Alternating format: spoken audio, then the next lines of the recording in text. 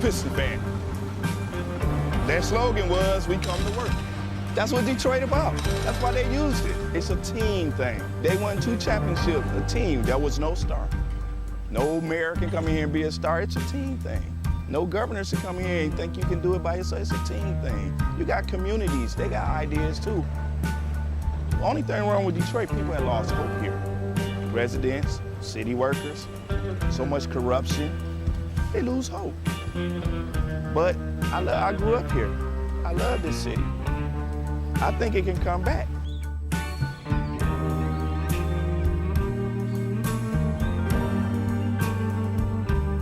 I've been working for the city 24.5 years. Within the last 10 years, we took 4 pay cuts, and then an additional 10% wage cut. I've lost a home. When you take all of the decisions out of the city of Detroit, all of us, then what do you have? Exactly what we got, a lot of problems.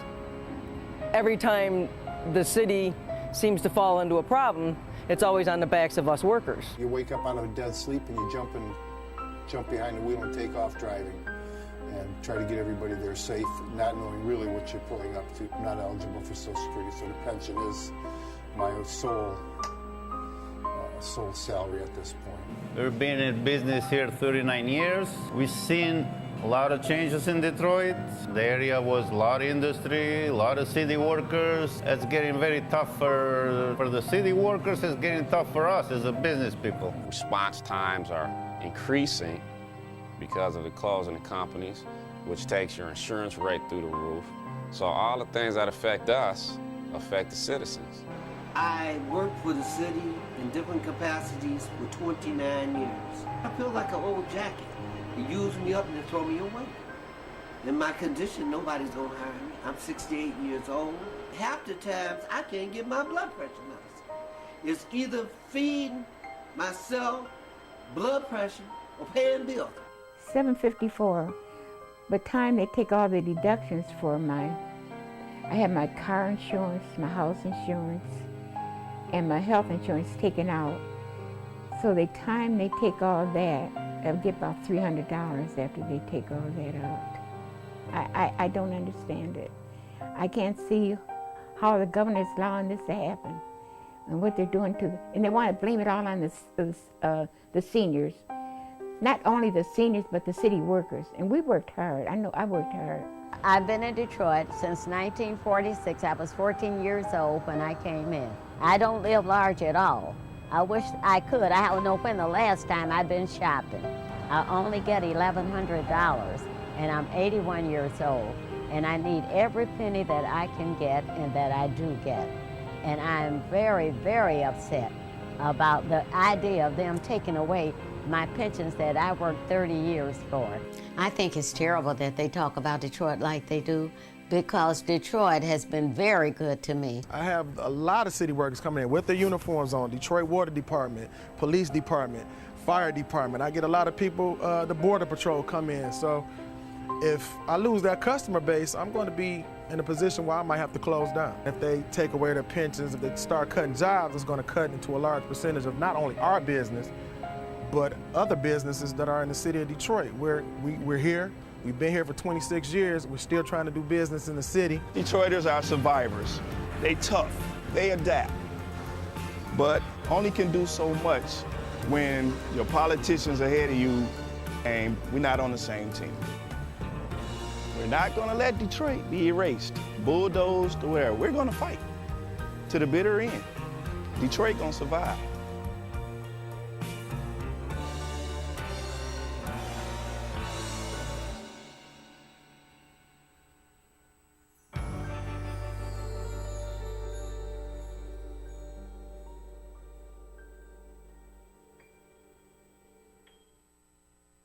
Two anti-government, self-described revolutionaries have shot up a pizza restaurant as well as a Walmart in Las Vegas. The internationally syndicated political series, The David Pakman Show, provides progressive talk, analysis, and interviews with the nation's youngest radio and television host, David Pakman. Find out more and catch up on all the latest episodes by visiting our website at freespeech.org.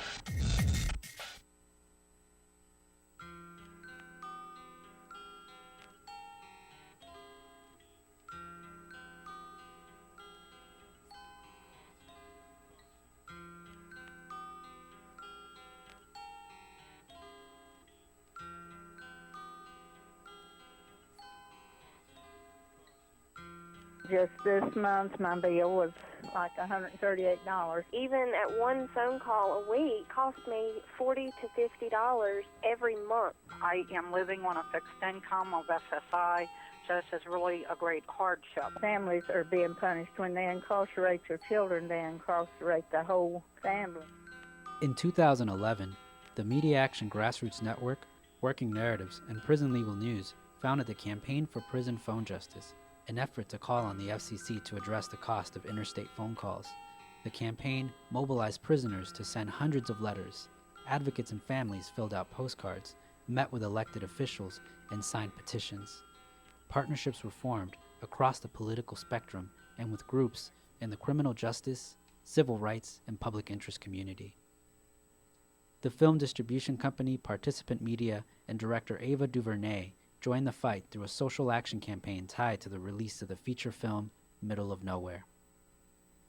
In an effort to push the FCC to act, the campaign hosted a historic rally outside of the Federal Communications Commission where for the first time, families of prisoners, elected officials, civil rights and faith leaders came together to call for an end to predatory phone rates.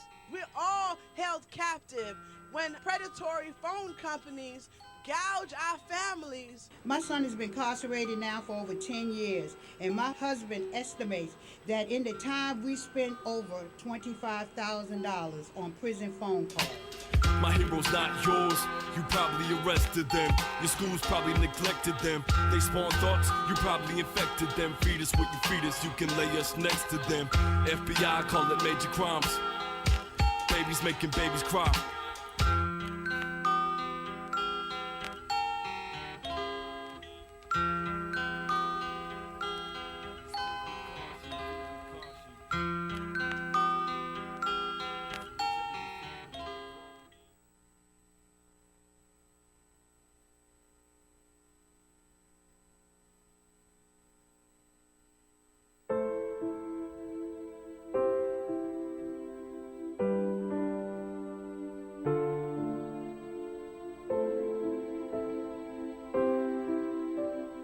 I have run these canyons for 6 million years.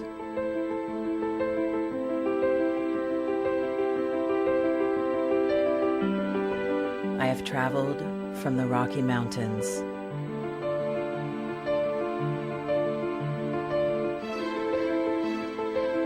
to the deserts, through scorching heat and freezing cold, from the land of the dinosaurs to fields of food.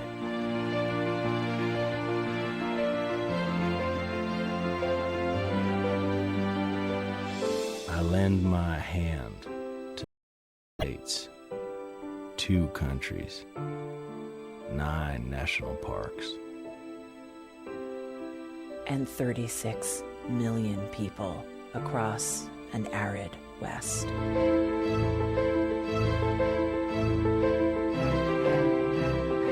I am not the strongest or the largest, but I am the hardest working.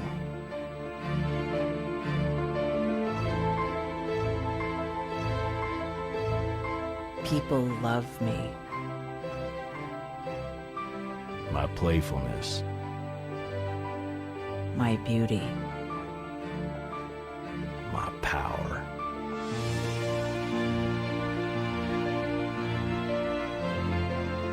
My life.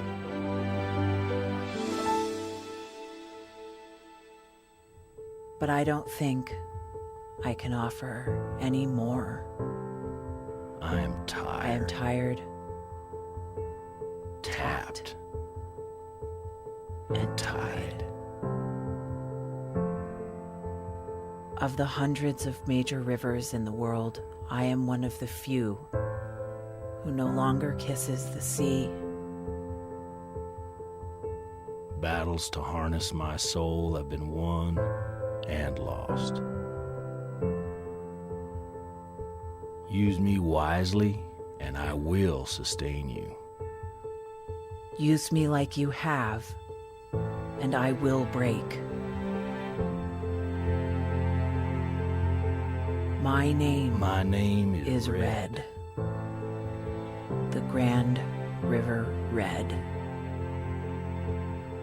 The American Nile. The Canyon Maker. I am the Colorado River. And I am the most endangered river in America.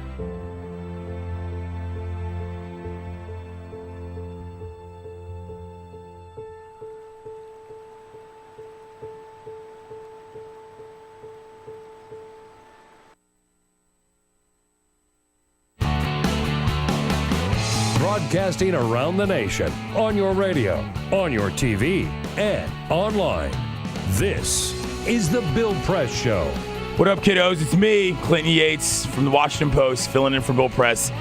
I'm slightly under the weather, so my voice does not sound 100%. It's about 79.5%. But you got a little... You got a little gravel. Yeah, you got a little something going on. Somewhat husk. Jack Palance, is that his name? Yeah, yes. A little bit of that going on right now. But I just want you all to know that. Thank you for tuning into the program. Today's Friday. It's March 27th. I'm very excited to be here per usual. And this is what we're doing. It's a very crappy weather day today in the District of Columbia, just so you know that. So that might affect my mood. Deal with it. I had to walk through the rain to get here. Not very happy about that, and that does not help my health situation either, Peter. After yesterday, it was beautiful outside. DC... I was sitting outside drinking beers yesterday. Right. And today, it's a mess. DC gets, I would say, probably 7 perfect weather days per year. Yeah. Like perfect weather days. Right. Yesterday afternoon was one of those times. Right. It's like one a month between the summer months. Pretty much. It's pretty much what you get. It's either way too hot or too muggy or whatever, too cold, snowy. Exactly. Yesterday was beautiful. Now it's dumping rain. It's garbage out. And 40 degrees tomorrow. Get out of here. Back into the cold. Very important news. Gee, right? I can't imagine how you're getting sick. That's Peter Ogburn who's talking. Of course, he's here. Who you just heard, of course, is Elisa Murphy across the mic. Hey, good morning. How are you? If you give us a call, 866-55-PRESS, 866-557-7377. Alicia Cruz will answer your phone calls. And Cyprian Bolding is handling the video. And I think I'm wearing the same thing I wore last time I was here. That's a little embarrassing. A little embarrassing, but it might be true. Anyway, thank you all for tuning in. Of course, you can check us out on youtube.com/TawkrTV or on Free Speech TV as well. Story time, of course, as we always start the show. Hit me. I went to a little thing last night that was billed as the largest exchange of cannabis seeds. Oh, my. In the history of the country. Oh, my. Or something to that effect. Oh, my. So as many of you may or may not know, something called Initiative 71 passed in the district passed in the district last year, which basically legalizes marijuana. It allows people to smoke in their homes, and it also allows people to grow. Yeah. Now, which is a big part of the D.C. plan because there's nowhere for people to buy it. Right. Here in D.C. It's not like Colorado where we have shops. There's no commercialization, so they're allowing people to grow. And so this group who sort of organized the whole Initiative 71 thing held a seed giveaway at a bar in Adams Morgan, which, sorry for being so local, but if you've ever been to D.C., you know that Adams Morgan is a bit of a party district, so to speak. I used to live there. It's a very nice place. Don't let that fool you. But it was a mess. I mean, if you're going to have a cannabis seed exchange. How about 2,000 people? Holy cow, really? Signed up. And I'd say 3/4 of them went. It was off the chain. Whoa. Insane. I mean, and look, here's the thing. Growing is the kind of thing that sounds good on the surface, but I guarantee you that 95% of those people in that building grow a bud, for lack of a better term. You're right. But the reason why this is important to bring up is because it was a very interesting look at what the demand is. People were willing to come out and show their faces and put their names on lists in order to be a part of something that legally 2 years ago wasn't even close to being part of anything. And it was just an interesting look to me at the way the evolution of the evolution of how people feel about drugs has been, and it was no matter what you may feel about the specificity of the legality of it, it was cool to see people willing to show willing to back something that wasn't necessarily, the most legal thing in the world. Right. I mean, people showed up. There was music playing. There was a pizza joint across the street that was handing out free pizza, staying very on brand. And it was a cool sort of experience to be there because everybody felt like, even if I'm probably never going to grow anything, I'm going to be a part of this, what was effectively a political movement. It was a cool moment. Yeah, no, that's really cool. That's really, really cool. Look, the more time that goes by that this is legal, the more people you talk to that are at least okay with marijuana legislation. Like, I found out people who smoke pot who I would have never imagined smoked pot. Yeah, I saw many people I knew yesterday, by the way. Yeah, there's that. What up, Playboy? Yeah, exactly. Is that a congressman over there? Yeah, exactly. There's a lot of that. Anyway, well, we got a whole ton Here's my real question, though. How many seats did Biden pick up when he was there? Just enough, as he always does. We got a whole ton to get to in the show today, but first, this is the Full Court Press. What better segue for this story than what we just did? Willie Nelson is going to launch his own brand of weed. He wants to have his own marijuana strain. It was announced at South by Southwest, of course. It's going to be called Willie's Reserve. And retail stores that in Colorado and Washington State that sell marijuana are going to have that Willie's Reserve. Willie said he is going to have some input to what it's going to be like. He wants to obviously test it, make sure it's up to his standards. Of course. You'll be able to buy Willie's Reserve wherever you buy your marijuana. How does Willie not already have I know. Well, this is I put it this way. This is the first strain that Willie has actually sanctioned and taken part of. Okay. I would imagine there are a lot of strains named after or at least inspired by Willie Nelson. Who would imagine? Yeah, right. Edwin Jackson of the Chicago Cubs had a bit of an issue earlier this week. He was going to be starting in the spring training game against the Oakland Athletics, so he pulled out his iPhone and he typed in Oakland Athletics Spring Training Complex into the Google Maps app. Took him to the wrong place.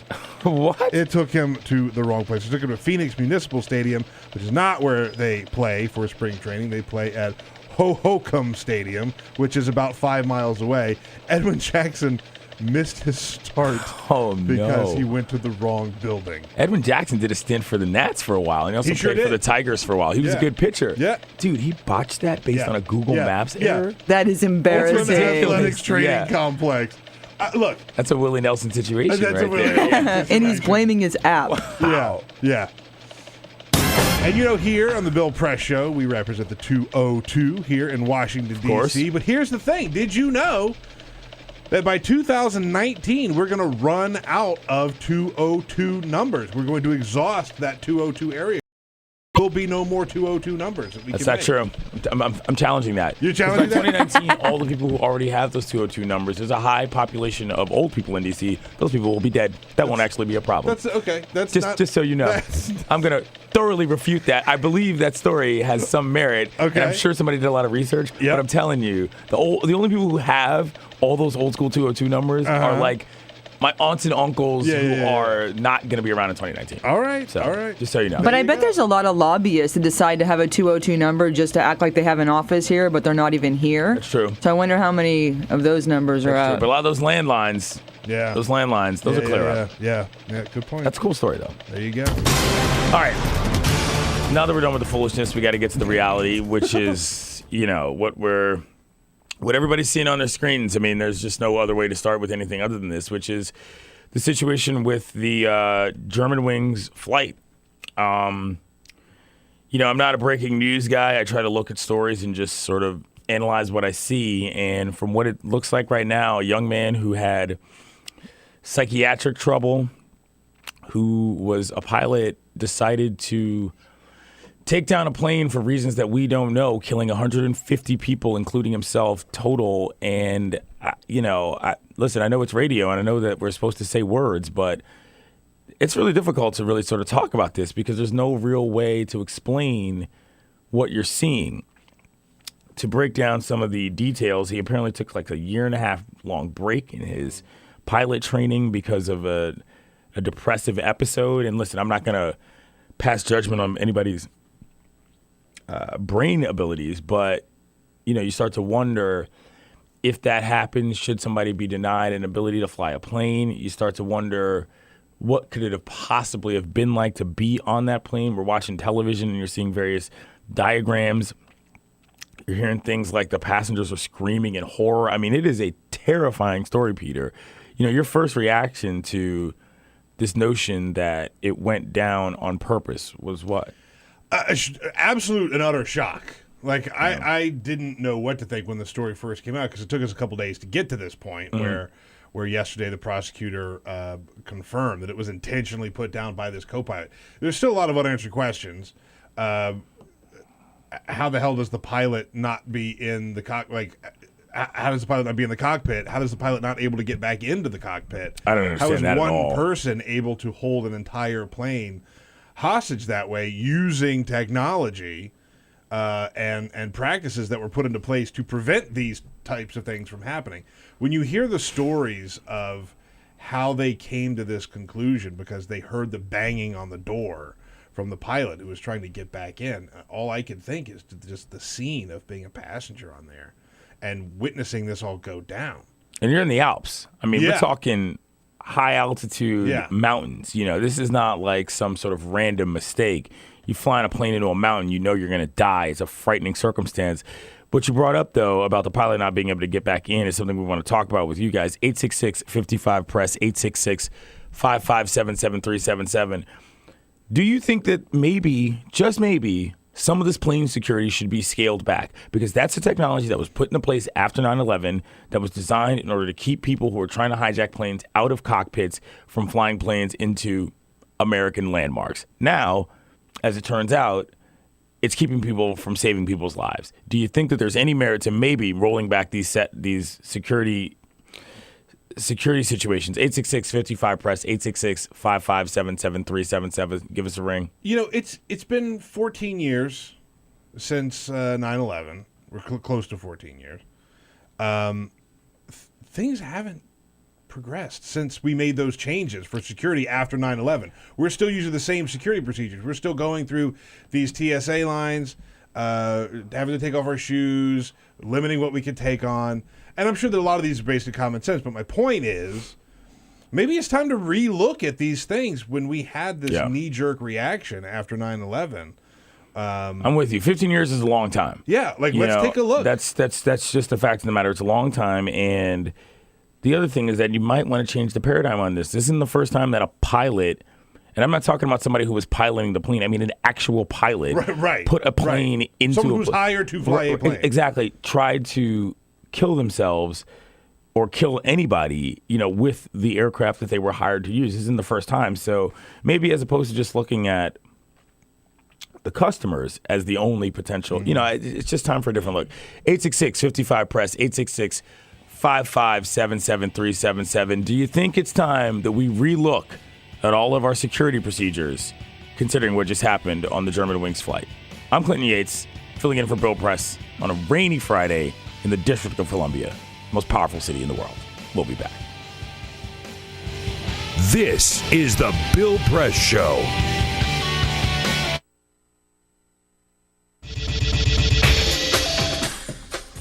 Tune into Free Speech TV for Democracy Now!, a national, independent, award-winning news program bringing you people and perspectives rarely seen on corporate media.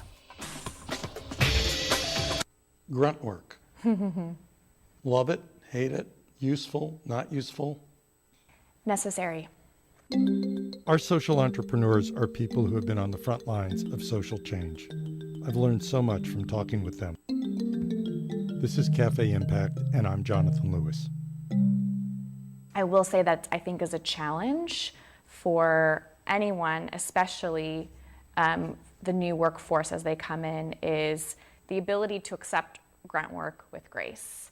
The most boring, awful details are the most important elements of doing this work.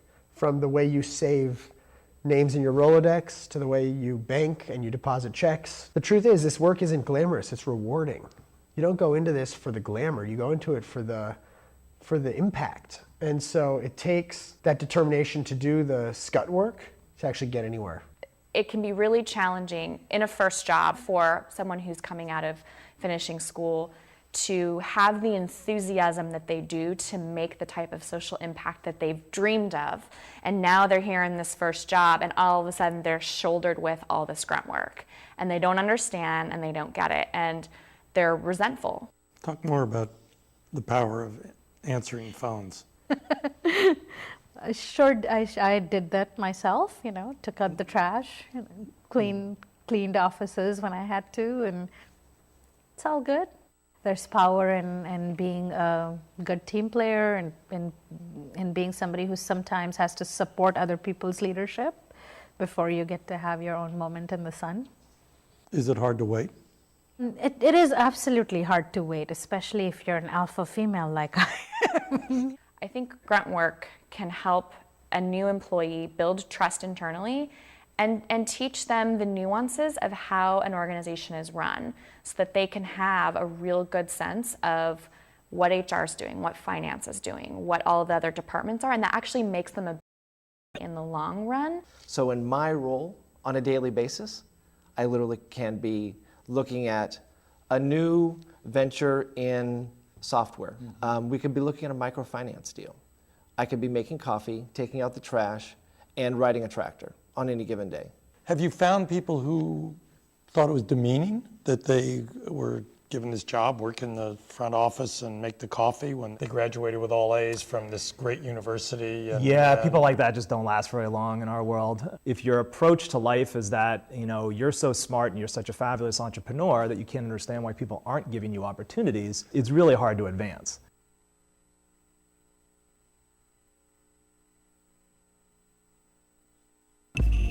Tune in to Gay USA with hosts Ann Northrup and Andy Hum for in-depth coverage of lesbian, gay, bisexual, and transgender news. Watch Gay USA every week, only on Free Speech TV.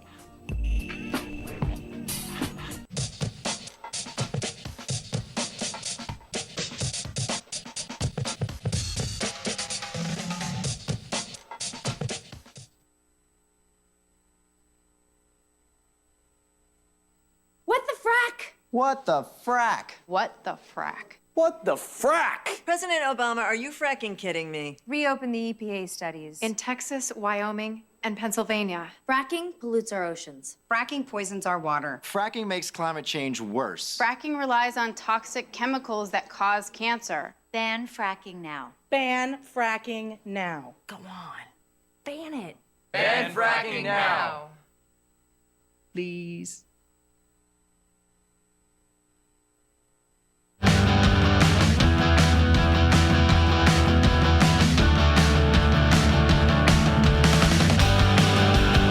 On your radio, on TV, and online.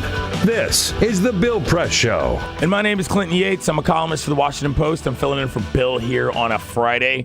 We're talking about the situation that happened with the Germanwings flight and the pilot who took himself along with 149 other people down. Very scary situation. The question is, though, do you think it's about time that we scaled back some of these security measures or just took an overall different look at what we're doing? Because the technology that was used in that cockpit was one that was designed to keep terrorists out, whatever that word even means in this context. That's a separate discussion, yeah. Peter. But in this case, it prevented safety. 866-55-PRESS, 866-557-7377. John, good morning. Good morning, Clinton. Good morning, Peter. Question, though, John, where is Ferndale? Ferndale is about 10 miles south of the Canadian border, right on the ocean. Good to know. Nice. Thank you. Go ahead, John. Well, I don't think we can ever turn back the clock. We have to have security. The way we do it here in the States is no one is ever left alone in the cockpit. So there's no navigator anymore. There's pilot, co-pilot. And if one of them has to use the facilities or something, then they will have a stewardess come in or a flight attendant, I'm sorry. And, but in Europe, they did have a policy of, they trust the co-pilot, they trust the pilot. But, so they're going to have to go to a system like we have where there's always two people in the cockpit at all times. But I don't think we can get rid of hardened cockpit doors. I mean, or things like that. How do you feel overall about the security system? I mean, it's been a long time since 9/11, and we're still doing kind of a lot of the same stuff. Do you think that maybe it's time to take a look at that? Well, I mean, they have the hardened cockpit doors on there now, and since then we haven't had anyone break into a cockpit. So no, I mean, I think we're doing pretty good. We haven't had any suicidal pilots. All right, thank you, John. Appreciate the phone call. 866-55-PRESS, 866-557-7377. That's an interesting point, though. There's a buddy system here that there's not in Europe. Right. No, and that makes perfect sense. Still, though. But still, I mean, I'm still taking off my shoes in exactly. TSA. No, there are still some antiquated old ideas. Yeah. I mean, I think that we could work a lot smarter for the way that we work our security. Absolutely agree. James. Why not take a big look at it? Exactly. James, Chester, Maryland. How you doing? Good. How are you, sir? I'm well. Good. I think my points have been pretty much deflated from our previous caller, but my comments were pretty much the same. In fact, that I don't really believe that is the system. The system, I think, probably works very well, but it's more or less the amount of people you have in the cockpit. And if, in fact, both people are qualified people and did not have wrong intentions, it should solve the problem. But, of course, we know what the problems can be if we do not allow for safety within the cockpit. So there's no way to know qualified versus good intentions is difficult, though. I mean, this is the whole point here. The guy was qualified and had bad intentions. Okay, and that's true. However, that does not reflect on the fact of should the doors be removed or not. No, okay, fair enough. Thank you, James. Appreciate the phone call. 866-55-PRESS, 866-557-7377.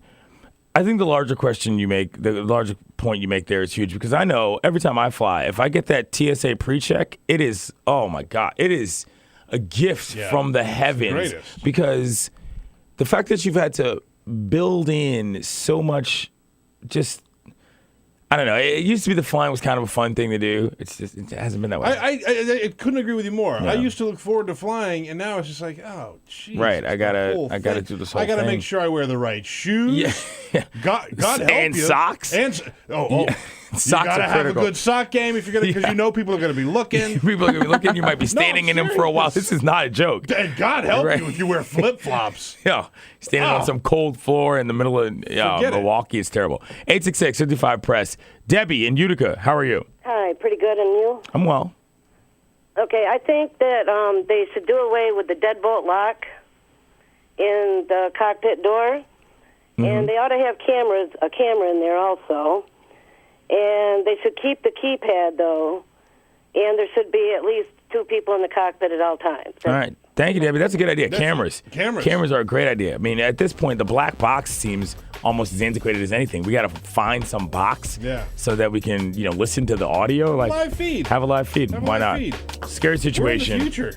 You can do that now. Scary situation, man. And, my thoughts go out to all of those families who have to deal with the situation with the Germanwings flight. I mean, can't really, it's just no real way to plan for that. Yeah. I'm Clinton Yates. I'm a columnist for the Washington Post. I'm filling in for Bill Press. We'll be back.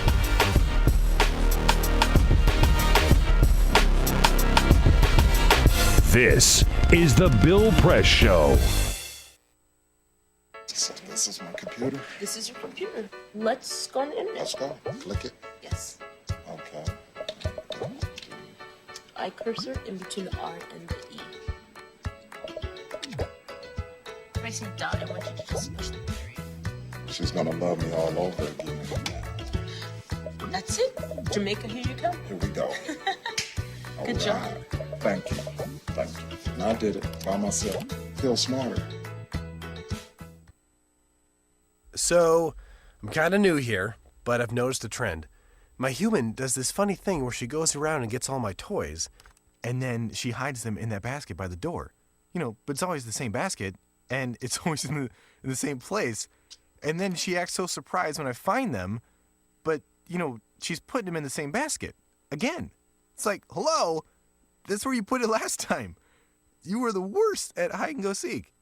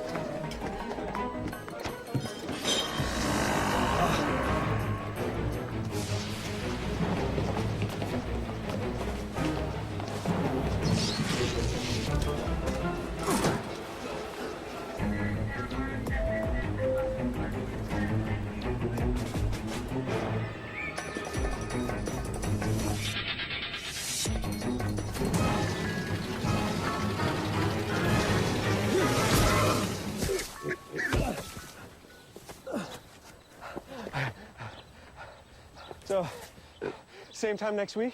Well, of course. Put away a few bucks, feel like $1 million. For free tips to help you save, go to Feed the Pig.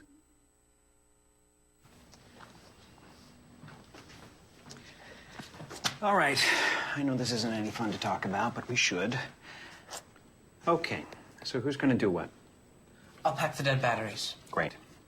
I'll only put what I don't need into a duffel bag. Perfect. That's totally unhelpful. No problem. Meanwhile, I will try to comfort everyone by speaking in a calm voice. And I'll try to get the generator going without any gas. Oh, let's not forget the cell phones, which probably won't work. Right. And who is going to handle supplies? I can forget to do a list for us. Thanks, pal. Well, I think we couldn't be any less prepared. I'm proud of you guys. Talk to your kids about who to call, where to meet, what to pack. Visit ready.gov/kids for tips and information. Hey, thanks for stopping by. You know, I followed your character since the first episode. I'm a big fan. Big fan. Thank you. And listen, your storyline, it makes for incredible TV drama. Thing is, your drug use is very adult content.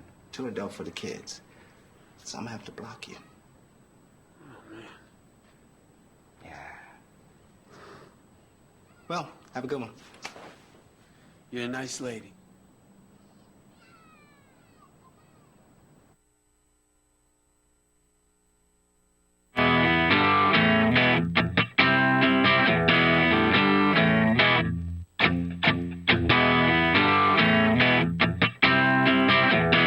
The most valuable morning radio show, according to The Nation magazine. This is The Bill Press Show. And the most amazing radio show in the nation, according to my mother. I am Clinton Yates. I'm a columnist for the Washington Post, filling in here for Bill Press on a Friday. I'm just going to read the headline, Peter. Hit me. DEA agents had, quote, sex parties with prostitutes, Watchdog says. What's a sex party? Exactly. That's called a party. FYI. And by the by, what else are you going to do if you're... Anyway, that's a different story. But this story is amazing on many, many levels. Yeah. Number one is the notion that law enforcement agents of the Drug Enforcement Administration are apparently spending time in Colombia doing who knows what. I mean, yeah. you're taking a business trip to a nation that is known to be quite partial to drug cartels. Yeah. And you find yourself partying in that country with sex workers provided by the drug cartel. Like, there's not a scenario in which there is a what happened that is plausible enough for me to believe that something wasn't terribly wrong from the jump at its core. Yeah. Like, I just don't get how this scenario comes up. This wasn't a bust gone wrong. DEA agents in Colombia partying with prostitutes hired by the drug cartels. I mean, what are we talking about here? Yeah. This is got to be bad news bears to the core. I cannot even remotely speculate within reasonable responsibility on what was even going down with that operation. In addition, by the way, Colombian police officers allegedly provided protection for the DEA agents, weapons, and property during the parties because you know you can't go into a party heavy when you've got Colombian prostitutes hired by drug cartels. What a weird That's bed like something that out these people are all of in. out of the best movie I've never seen. Yeah, right? Exactly. You know, like what? I would watch that. Exactly. I would love to see a movie in which somebody made that up. This is too unbelievable for Scarface. It's Bad Boys 3 is what it is. Which would be fantastic. Hollywood, you're welcome. Yeah. I'll go see that movie with all of my friends Get a at the writing credit same for that. time. Yeah. No, but I don't know. I mean, listen, I know we're sort of joking about this now, but the reason why this comes up is because obviously you get into the question about the proverbial war on drugs and sort of what that means for this country. And you know, it doesn't take somebody very long to realize that the way that we went about and we go about enforcing drug laws in this country is not productive. I mean, it's just not. It puts too many people in jail. It gets too many people killed. It wastes too much money. And it has turned our law enforcement situation into a rather militarized beast, the effects of which we've seen over the last 2 years in this nation. And so when you think about things in that context, and then you say, well, what are these guys actually doing?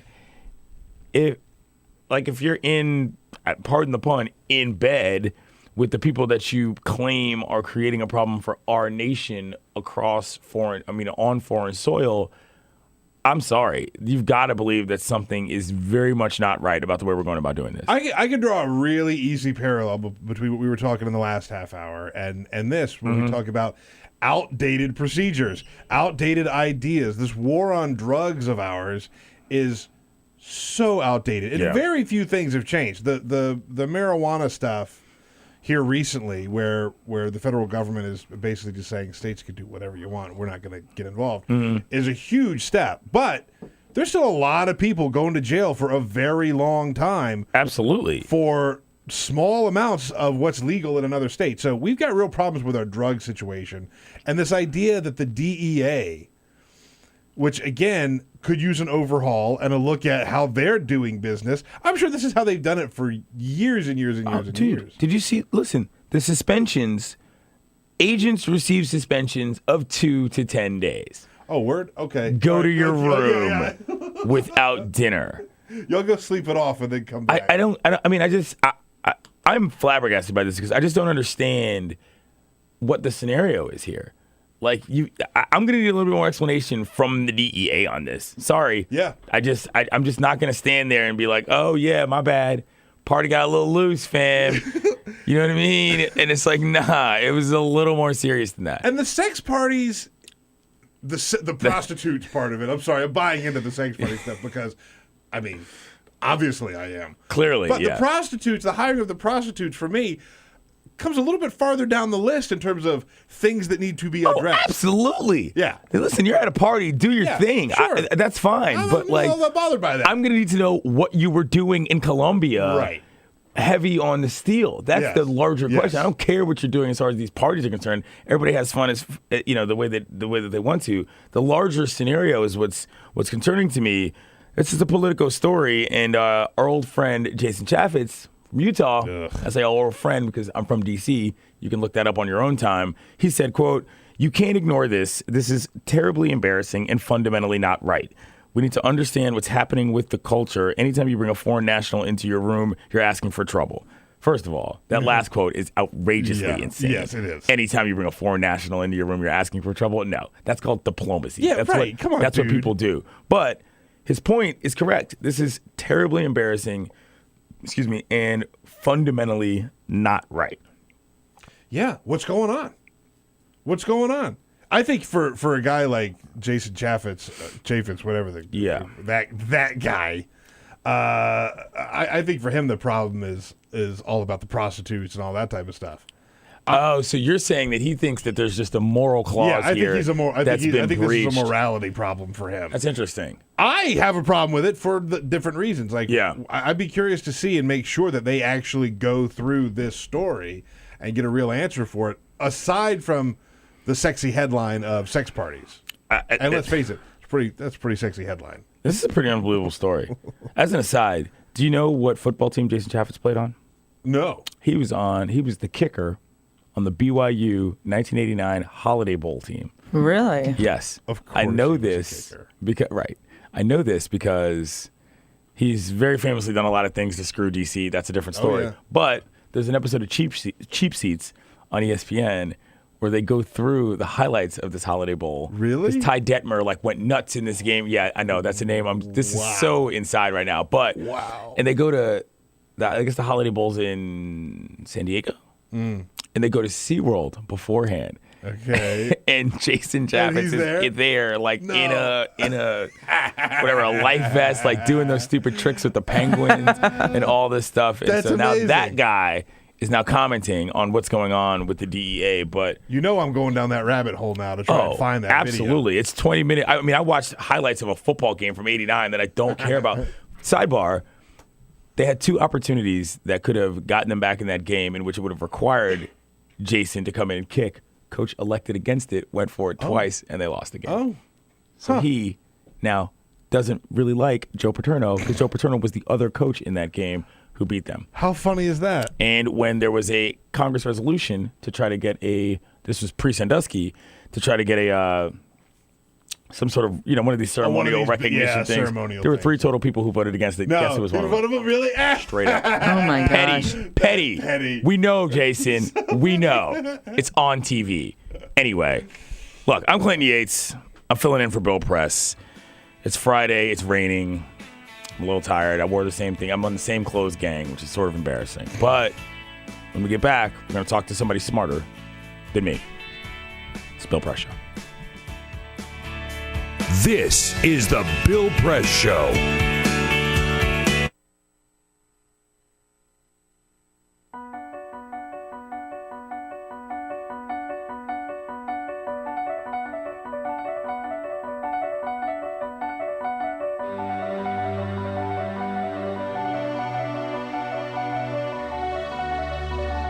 The most important issue on this planet right now is to protect and conserve biodiversity in the world's oceans.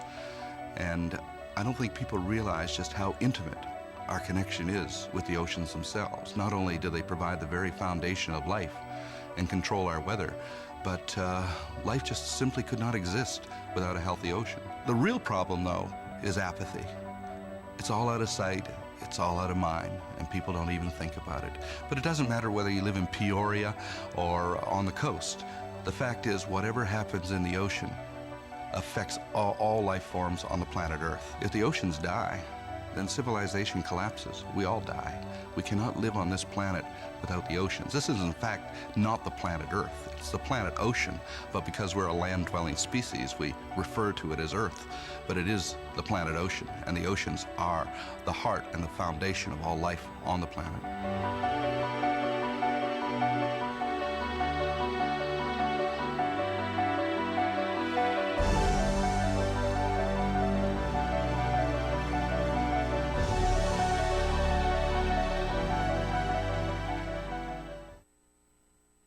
Two anti-government, self-described revolutionaries have shot up a pizza restaurant as well as a Walmart in Las Vegas. The internationally syndicated political series, The David Pakman Show, provides progressive talk, analysis, and interviews with the nation's youngest radio and television host, David Pakman. Find out more and catch up on all the latest episodes by visiting our website at freespeech.org.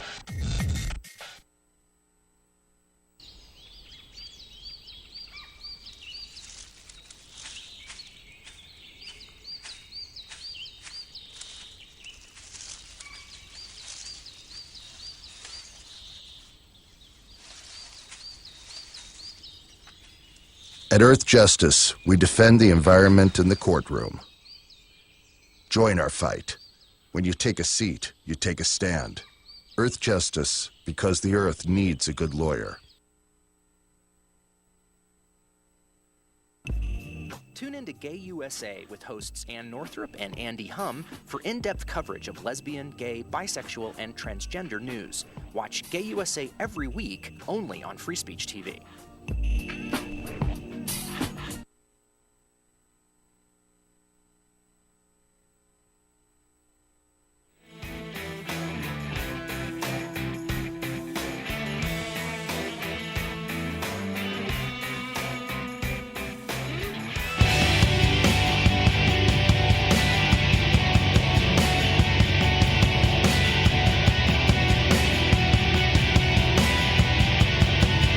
Seen on Free Speech TV and online on TawkrTV. This is the Bill Press Show. Welcome back to the program. My name is Clinton Yates. I'm a columnist for the Washington Post. On the line right now is Washington Bureau Chief from USA Today, Susan Page. Good morning, Susan. Hey, good morning, Clinton. How are you? I'm doing well. I hear you're in a place that has much nicer weather than the district, which is rainy and terrible right now. Well, I'm at the beach, and even when the weather is bad at the beach, it's nice. Yeah, exactly. Very good point. Yeah. Words of wisdom right there from Susan Page. We were talking about the DEA and, pardon my French here, sex parties with prostitutes. I don't know about you, but this story to me is a major tip of the iceberg on what seems to be a rather ridiculous situation. I got to presume that the White House is going to say something about this sometime soon. Well, what we're thinking, it comes on top of law enforcement's other problems, including the Secret Service scandals that just keep coming, all the secret scandals and missteps. So I think it's got to shake people's faith in some institutions that have had pretty good credibility with Americans. Listen, the DEA has had no kind of credibility with certain people in this country for a long time. But, I mean, do you honestly think that people will look at this sort of beyond just the titillating headline? Yes, I think so, because it's so it goes so far, right? They see the allegations are so outrageous. I mean, that the prostitutes were being paid for by cartels. That seems just unbelievable. So I've got to think that this sparks inquiries, investigations, rethinking. Now, whether that results in changes, I mean, that I don't know, but it does seem to me that this is a real story that won't go away tomorrow. And there are a couple of different levels to this story. You've got the prostitutes that were paid for by the drug cartels. You've got the Colombian police who were helping organize these parties. You've got the fact that the DEA was even there in the first place with these two groups. There's a lot going on. There is a lot going on. This is not a good day to be a DEA agent if you're one who went to one of those parties. Yeah, for sure. We're talking with the Washington Bureau Chief from USA Today, Susan Page, here on the Bill Press Show. It's Friday. I want to switch gears a little bit and ask you about the situation with Sergeant Bo Bergdahl. And Jeb Bush called it heartbreaking about the prisoner exchange. Can you explain some of the details of what happened there? Well, we had a prisoner exchange to get Bergdahl back from the Taliban, where he had been held, I think, for about 5 years. And there was some feeling that wasn't a good deal for us, that we gave up several. How many prisoners did we give up in exchange for him? Was it 5? 5, yes. And that it wasn't a good deal from the United States gave up too much, and the argument was, well, we don't leave our soldiers behind. Now, extensive investigation on whether to charge him with anything. I guess they charged him with desertion and inappropriate behavior before an enemy. There's some of his former colleagues in the military says he put them at risk because they had to go search for him in very dangerous territory after he went missing. So this is a story that has a lot of angles, and he's now going to be charged and tried, and with the possibility of life imprisonment ahead of him.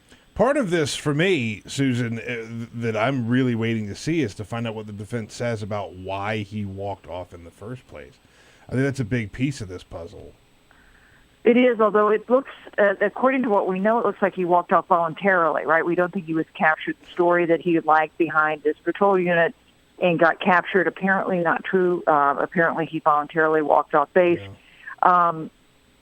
So that will be. I mean, there as always with these stories, there are a lot of things we don't know. We haven't really heard from him, but we have heard from some of the people who served with him in his units who are very angry about what he did and the risks he raised for other American soldiers there. We're talking with Susan Page from USA Today. Switching gears to 2016, who's going to be the next person to throw their hat in the ring, in your opinion? Well, I think Rand Paul next week, April 7th. We're watching for, well, not next week, I guess that would be 2 weeks. We think he'll be next. We think Marco Rubio will follow. And we think there will be no shortage of other Republicans to jump in. There was a poll in New Hampshire out yesterday that asked an open-ended question: who do you support? Who do you hope gets the Republican nominee? They ended up with 14 names, which is a lot. That's what we like to call a clown car situation. They have to find a stage big enough for the debates. Well, you can only imagine. And then there's the opposite problem on the Democrat side, where it's Hillary or bust. Yeah. There couldn't be a bigger contrast between the two parties this time around. Unusual, because it's not like there's an incumbent running. This is what usually happens when there's an incumbent president running for a second term. But this time, the Democrats do not seem to be fielding a really credible alternative to Hillary Clinton. All right. Well, thank you, Susan. I don't want to keep you too long. The beach is more fun than the district Hey, thanks, right now. Clinton. All right. Have a good one. Appreciate it. That's Washington Bureau Chief for USA Today, Susan Page. Having a great time. Yeah. I'm going to trek through the mud later today. I'm not happy about that. I'm Clinton Yates. I'm filling in for Bill Press. That I am happy about. We'll be back. This is the Bill Press Show.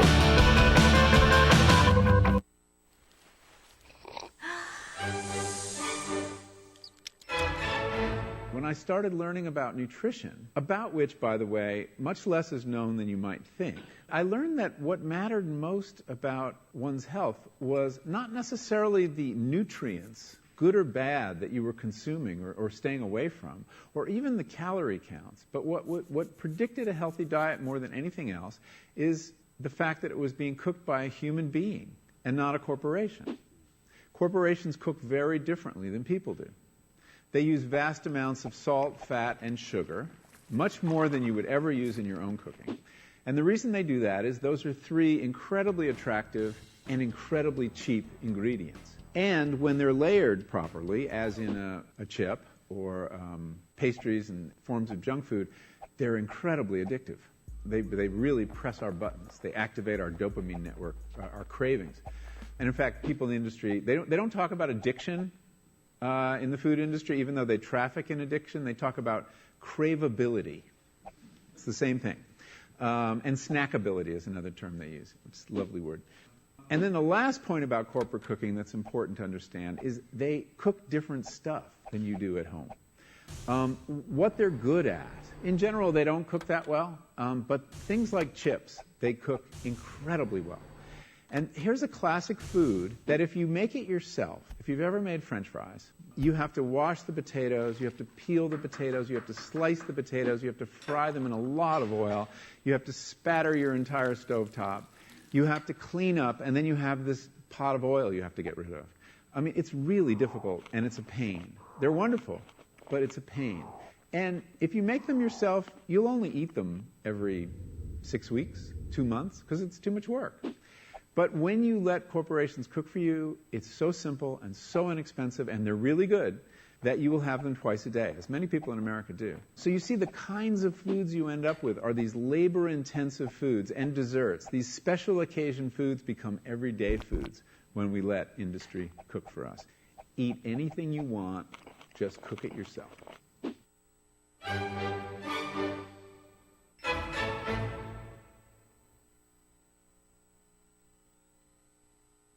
So, I'm kind of new here, but I've noticed a trend.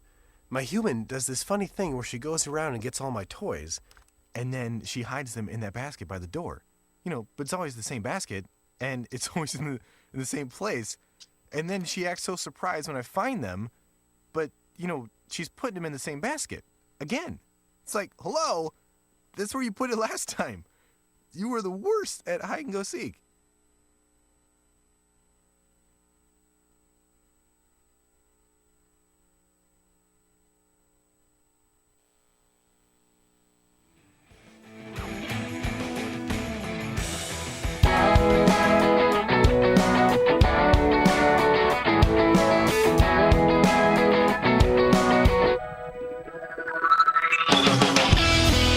On your radio, on TV, and online.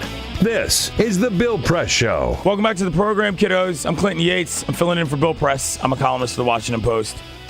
Peter. Yes, sir. If I say this word, what do you think of? Word association. All right, let's do it. Watergate. Nixon. Okay.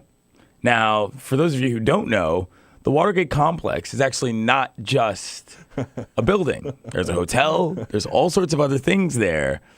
And the hotel has been closed for some time. It has been in what I would call a state of disrepair. It fell out of popularity, but there's still a lot of lovely old ladies who live in the surrounding apartment complexes. There's a nice little barber shop there. There's a bakery there. I've never been to the Watergate. Dude, the Watergate is kind of spooky. Is it? Like, you I go, and it's something straight out of 1965. Whoa. Anyway, the reason I bring this up is because the hotel is relaunching. They're rebranding. And they had this big, like, press thing for it where it was where they moved the dirt with the shovels and all that crap. And their whole marketing plan is to rebrand itself as, some sort of newfound. I know that I'm struggling for words here because I don't want to be too critical of this because it was absolutely awful. But they're trying to sort of rebrand themselves as the old iconic hotel that the Watergate apparently was. And the woman who directs costumes for Mad Men, like, made all of the outfits for the bartenders. There's going to be a whiskey lounge. It's a whole thing. And they're trying awfully hard. Doing way too much. And my point is that, like, nobody remembers the Watergate Hotel as, like, a hot spot to be. I'm sorry. No. Like, nobody who's alive now knows of that. Oh, yeah, let's go grab a bite at the Watergate. No. There's no recapturing the former glory of the Watergate. No. People know the Watergate because of exactly what you said, which is the Nixon situation and a botched burglary job in a building. Yep. That's why people know it, and that's fine. Yeah. You know what I mean? Sure. And so I just don't understand, like, who anybody thinks they're kidding when you say, we're rebuilding the Watergate Hotel. Return to the most iconic, one of the most iconic hotels in the world, which is I had no idea. I had no idea either. So far off my radar. I guess I knew in the context of, like, I understood that obviously it was more than just an office building. But I mean, come on. Yeah. What would you say if somebody said, "Hey, you want to have a business meeting, Peter? Yeah. Where do you want to go? Oh, the Watergate. The Watergate. No, thanks. Yeah, we can go somewhere else. This is a setup. Yeah. There's just no way you would ever do that. And so anyway, if you come to the district sometime this summer, you might be able to stay at the Watergate Hotel. I wouldn't. I would. Anyway, do what you like. It's your money. It's your life. But look how that turned out for some people. We'll be back. I'm Clinton Yates. It's the Bill Press Show.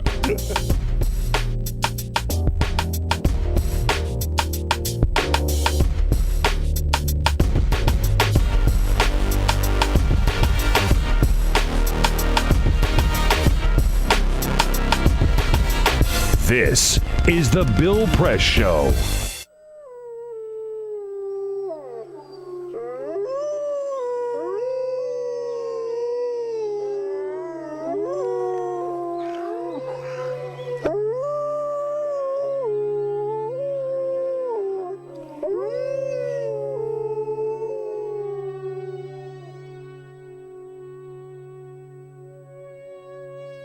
One of the most exciting scientific findings of the past half-century has been the discovery of widespread trophic cascades. A trophic cascade is an ecological process which starts at the top of the food chain and tumbles all the way down to the bottom. And the classic example is what happened in the Yellowstone National Park in the United States when wolves were reintroduced in 1995. Now, we all know that wolves kill various species of animals, but perhaps we're slightly less aware that they give life to many others. Before the wolves turned up, they'd been absent for 70 years. That the numbers of deer, because there was nothing to hunt them, had built up and built up in the Yellowstone Park, and despite efforts by humans to control them, they'd managed to reduce much of the vegetation there to almost nothing. They'd just grazed it away. But as soon as the wolves arrived, even though they were few in number, they started to have the most remarkable effects. First, of course, they killed some of the deer, but that wasn't the major thing. Much more significantly, they radically changed the behavior of the deer. The deer started avoiding certain parts of the park, the places where they could be trapped most easily, particularly the valleys and the gorges. and immediately those places started to regenerate. In some areas, the height of the trees quintupled in just 6 years. Bare valley sides quickly became forests of aspen and willow and cottonwood.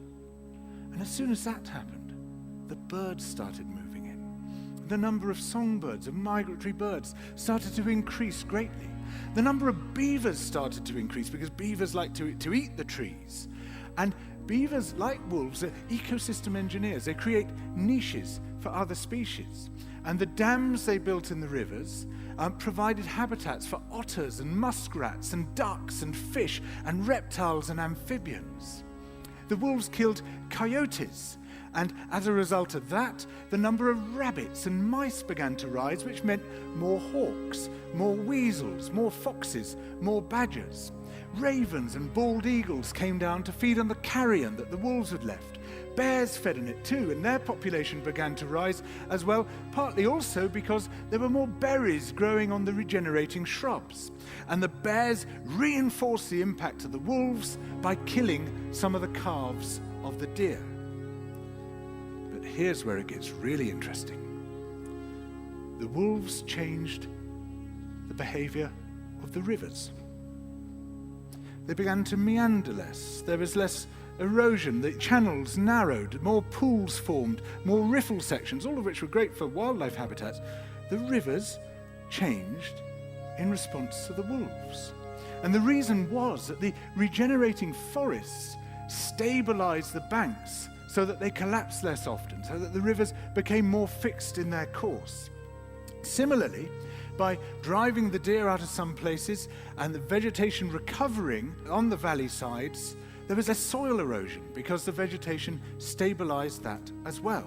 So the wolves, small in number, transformed not just the ecosystem of the Yellowstone National Park, this huge area of land, but also its physical geography.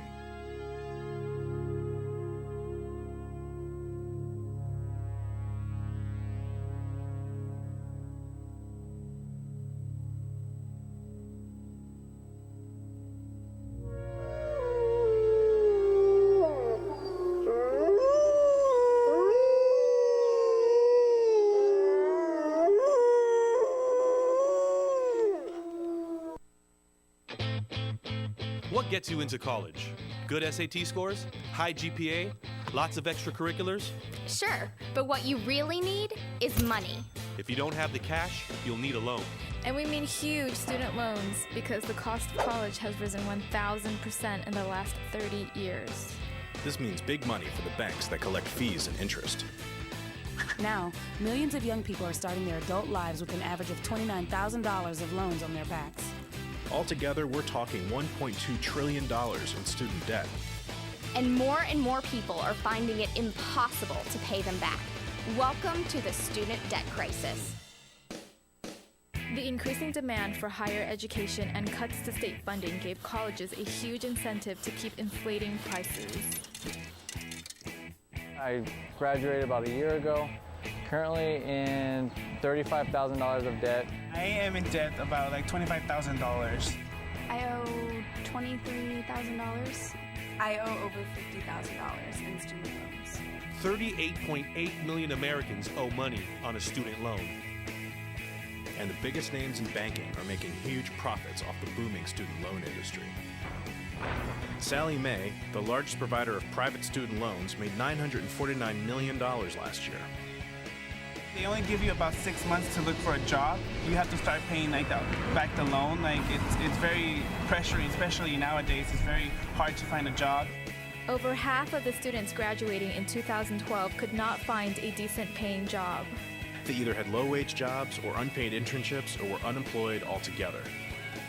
So you can't make the payments. You start incurring late fees, which makes the loan even harder to pay off. And it stays with you for years, even decades.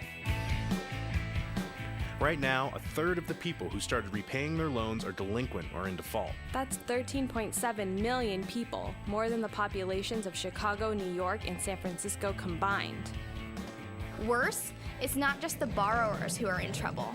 Many loans require co-signers. So if the student is unable to pay, that co-signer, a father, a mother, or a grandparent, is now on the hook. Even a grandparent's Social Security benefits can be garnished to pay the loan. We should have an answer to this. If you get really behind in your car payment or your credit cards, you can file for bankruptcy. But Congress has made it nearly impossible to discharge student loans through bankruptcy. Big institutions make big profits while students try to make ends meet under crushing debt. Is this how we want our education system to work? The whole point of going to college is to get the career you want, but lately that's been discouraged because no one can afford school. You get a job just to pay off your student loans. We need higher education, not higher debt. Sign up to end the student debt crisis at higherednotdebt.org. Watching us at youtube.com/TawkrTV or at Free Speech TV, and thank you. You can look at me. I'm smiling right now. That's a lie. It is raining outside, which is why I'm upset. That voice you heard was that of Peter Ogburn. What's up, Peter? Hello, Clinton. How are you? I'm well. Happy Friday. You too, sir. Across the glass, of course, is Elisa Murphy. Hey, good morning. Happy Friday. You too. And if you give us a call at 866-55-PRESS, 866-557-7377, Alicia Cruz will answer the phones. And Cyprian Bolding is the one who is broadcasting my lovely salmon sweater, which is the same one I wore when I was here last time. So that's awkward. I'm reading something in BuzzFeed, it's one of my favorite sites, by my friend Darren Sands, which the headline says the Obamas are seriously considering moving to New York City. I saw this. This is fascinating to me. It really is. Like, the non-return to Chicago. Yeah. Would be I just assumed they were going to go back to Chicago, right?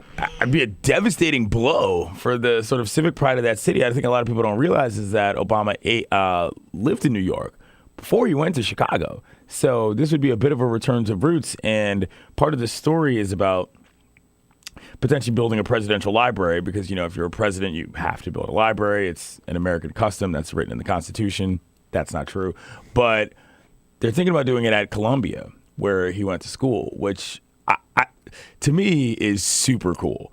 Like, if you're like, yeah, guess what? Build him a presidential library in New York City. That is no joke. Like, I don't know. I mean, to me, there's a lot of different things that you can do as far as your legacy is concerned when you leave the White House. But if you decide that you're going to align yourself with your former school, which is Columbia, and you manage to get a presidential library in New York, you've done a couple of cool things. Yeah, that's pretty remarkable. That'd be a really cool move. Can you imagine? No. Obama, post-presidential, like just hanging around? No. In New York? No, although it also would make perfect sense. I mean, if there's anywhere that he could blend in isn't the right word, but could make less of a splash and disrupt things less, it'd be New York. They know how to handle stuff like that. I think so. Anyway, well, it's an interesting idea. On the line right now, we've got senior international correspondent for CNN, Fred Pleitgen. What's up, Fred? Hello, good morning. I was just watching you on TV. Are you keeping warm in Germany? Yeah, I mean, I'm doing my best. It is actually quite cold. All right, well, I'm glad you're okay. So, give me the latest. Well, the latest is right now that this morning there's investigators that are at the house of this co-pilot, Andreas Lubitz, both in the one in Düsseldorf as well as the one in a place called Montabaur, which is a small town, say about 100 miles away from where I am right now. Now, they say that after searching the house, they have gotten some documents that could give some sort of information as to his mental state, as to what drove him to do what he did. They didn't say whether or not this might be some sort of note that he might have left, whether this might be something what they might have found on a computer, but they do say they have some evidence.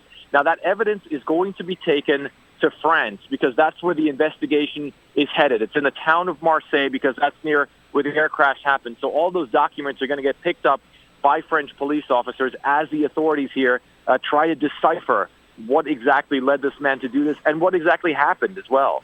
What's the vibe on the ground there? I mean, obviously this is a terrible tragedy and you feel for the families, but for those that are sort of around it, I mean, I'm not going to say it seems like an open and shut case, but what do you think the sort of general level of concern is there for really digging at the bottom of this? Well, I think it's very big. I mean, one of the things that we have to understand is that this is a huge blow to German aviation, to Lufthansa, and of course to Germanwings as well. One of the things this company has always prided itself on is the fact that its pilots are very well trained, that its pilots are very good. And to have that trust shattered is something that's not only a big deal for the company, but a big deal for Germans as well, because, I mean, it's a company that they are very proud of. So that's one thing in all of this. On the other hand, many people obviously are very concerned that, pilots might be mentally unstable, that there might be issues with the psychological evaluation of pilots. People here are concerned to get on airplanes right now. And one of the things that's happening, I've just learned from a couple of people who actually are passengers on Germanwings, they say that many of the Germanwings pilots now are personally introducing themselves to all the people coming on board planes to show them that everything is going to be all right. They say it's very important to them right now. So the airline is taking a lot of measures, but there is a great level of concern. And, of course, people now want to find out whether something was missed, whether there was something in this man's background that drove him to do this. They certainly want a lot more information on this case. You mentioned some of the measures that are being taken. What might we see in terms of security and how that changes? Because, we've already talked a little bit about how the cockpit door was locked and how was only in place because of a security measure we put into place a long time ago. People are talking about cameras in the cockpits again. What are we hearing in terms of what we might get back to here? Well, it's interesting because I actually talked to the CEO of Lufthansa, which is the parent company of Germanwings, about all this yesterday. And the sort of vibe I got from him was that on the one hand, he says he believes that generally the safety measures that they have in place are good. He believes that the checks and balances that they have for pilots are something that's worked for them for decades. And also the cockpit rule, he says, is something that really has never been an issue for them before. However, he does say, obviously, after this incident happened, everything is going to be reevaluated as well. And the cockpit rule really is at the center of all that because it's something that they can do very quickly that doesn't need a whole lot of new procedures. It doesn't need new training. It doesn't need new psychological screening for the pilots or something. It's something that they can put in place pretty quickly. You've already seen a bunch of airlines here in Europe and in other places change their policies or announce that they're going to reevaluate their policies on whether or not someone can be in the cockpit alone. And it's certainly something that Lufthansa says it's going to reevaluate as well. We're talking with senior international correspondent for CNN, Fred Pleitgen, who's joining us from Germany. I want to know if you can describe to people sort of the basic difference between sort of flying an airline culture in Europe versus this country. I mean, there's a lot of people here that still sort of view anything you have to do on a plane as a major imposition. And referring to the changes that Peter was discussing, I mean, what is the basic difference between flying in this country versus in Europe? Well, I mean, the main difference here is that when you're flying in Europe, by and large, almost every flight that you take is going to be to another country because the countries here are so small that it's almost impossible to fly domestically in most of the countries. You can do it in a big country like Germany, but certainly not in a place like Belgium or the Netherlands. So most of the flights that you take are going to be international, and that means that the whole issue of, you have to show your passport, you have to show some other form of document. It's a little different when you're flying within what's called the Schengen area, which is an area within Europe that has stopped its border controls. But generally, the whole process of checking passengers is one that takes a little bit longer. But other than that, it's pretty much the same as it would be in America. The airports here are quite good. The processes are okay. I mean, airport security is something here that works quite efficiently. So from that vantage point, it's not different. However, most of the flights that you take, this whole thing about getting on a plane quickly, going on a domestic flight is something that the passengers here aren't really used to. It's not something that really happens here very much. The airlines were very quick to point out that this wasn't terrorism, which we can have that discussion about whether or not it is or isn't terrorism. But how is the airline kind of responding to this pilot in general? What are they calling this? Is it the suicide? Is it terrorism? How are they handling that? That's a very good question, because one of the things that the airline was very quick to point out and very keen to point out is that they say this was a single case that just fell through all of the checks that they have. They believe that there was nothing within their procedures that could have stopped this. They were very quick, as you say, to say that this is not terrorism, but they were also very keen for this not to be portrayed as a suicide. Now, it's very interesting because the CEO of Lufthansa came out and said, if you have the responsibility for 149 people and you crash them into a mountain, that's not something that they would describe as suicide. They're not calling it murder yet. They're calling it, the case at least, is one of involuntary manslaughter. But they certainly say they don't want this to be seen as a case of someone committing suicide or what some people would call extended suicide, because obviously this was a horrific and they say very cowardly act of this man killing all of these people because maybe he had some sort of personal issues.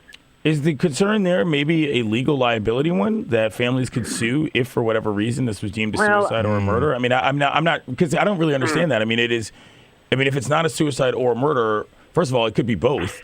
And second, what is the actual purpose of making that delineation beyond optics, which in this case you're not going to win anyway because, 150 people are dead?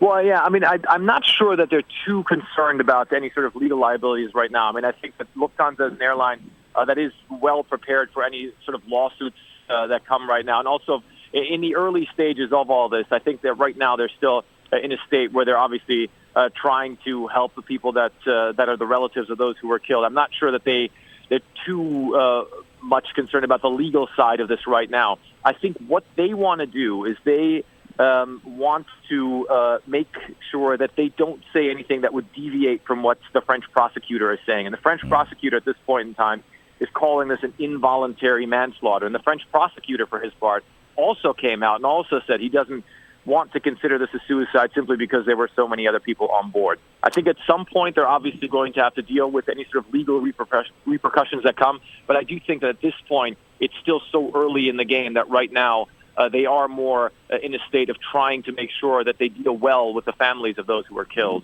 All right, last thing I'll ask you is what do you think happens for the rest of this day? Well, I mean, that's a very good question. I think what's going to happen right now is that the investigators are going to keep looking at this man's background.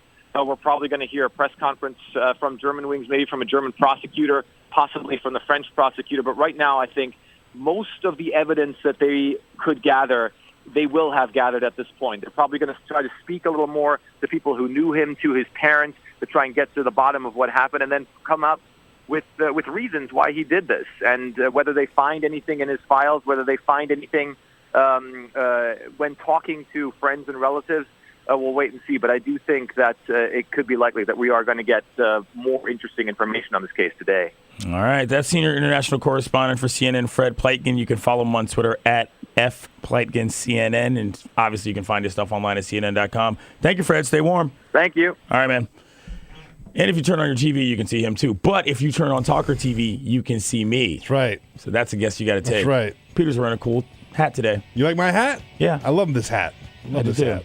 If you tune in, you can find out what it says. That's what we like to call a tease. That's it. We'll be back. I'm Clinton Yates. I'm filling in for Bill Press. This is the Bill Press Show.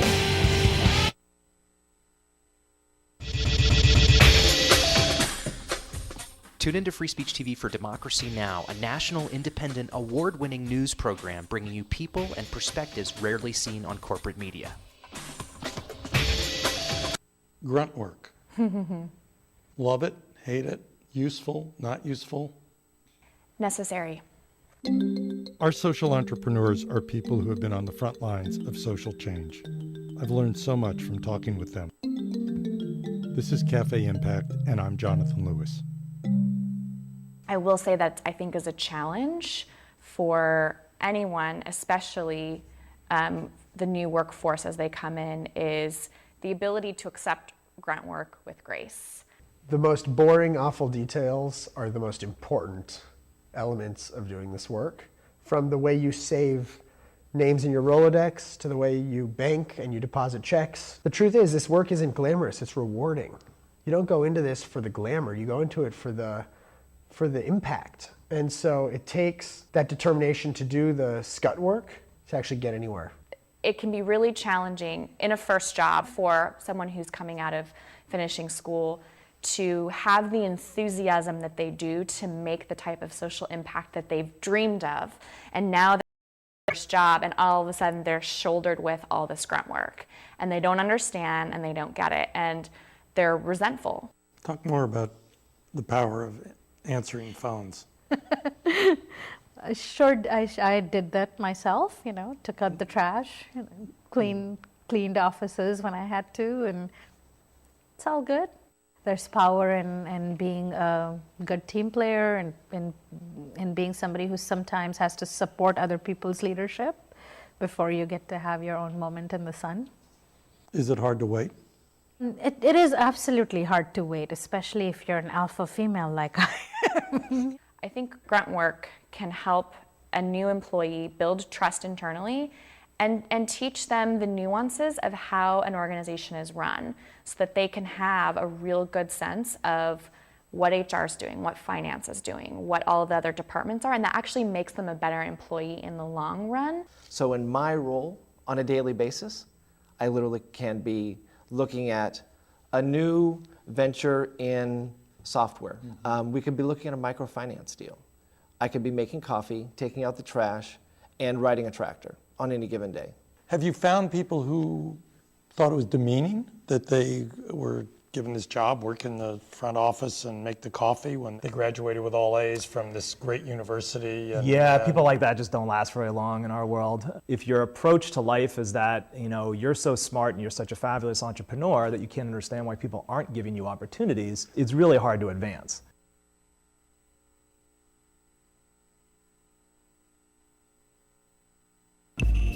Tune in to Gay USA with hosts Ann Northrup and Andy Hum for in-depth coverage of lesbian, gay, bisexual, and transgender news. Watch Gay USA every week, only on Free Speech TV.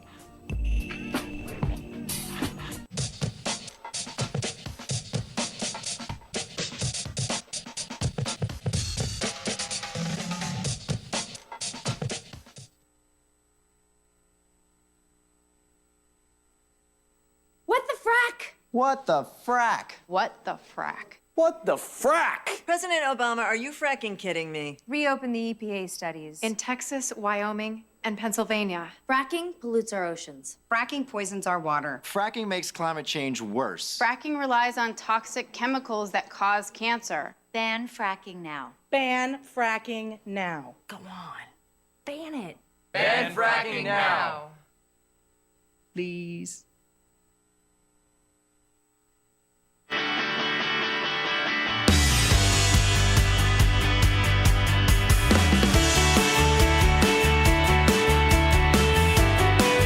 Seen on Free Speech TV and online on TawkrTV. This is the Bill Press Show. And my name is Clinton Yates. I'm a columnist for the Washington Post, filling in for Bill here on a Friday, going through a lot of news stuff. It's been a relatively slow day, but there are some relatively interesting stories as well, which is a good thing because it's the end of the week, so we're getting there. One of them that we were sort of just discussing in the break, which is there's a lot of layers to this story, but Jesse Jackson Jr. is out of prison. His case, state, life, whatever, portion of it you want to discuss, honestly is kind of a sad one. I mean, I remember I read, I think it was in the New Yorker, a feature about when he first went to jail, which was 17, 18 months ago, about how, frankly, the Obama presidency really unraveled his life. Because, not the presidency, him winning the Senate seat, because, there's this whole sort of hierarchy that exists in, the Chicago politics land, in Illinois politics, and he felt he got skipped over and never really recovered psychologically because Jesse, the Reverend, never really backed him the same way, and seeing the Reverend back Obama for president was a whole thing, and listen. I could see that. Exactly. I mean, totally see that. I mean, I'm not saying that vindicates him for using campaign funds to buy chandeliers and Benzes or whatever it was he was doing, but his actual life, would make for a very interesting movie, for lack of a better term. I mean, it's really an interesting thing, and he's going to be at a halfway house now. I don't know, man. I just think that. I feel kind of bad for him, in a way that it's hard to really say for somebody who was doing what he did. But at the same time, just as a human, he got sort of a weird draw, and he didn't know how to handle it. He got a weird draw, for sure.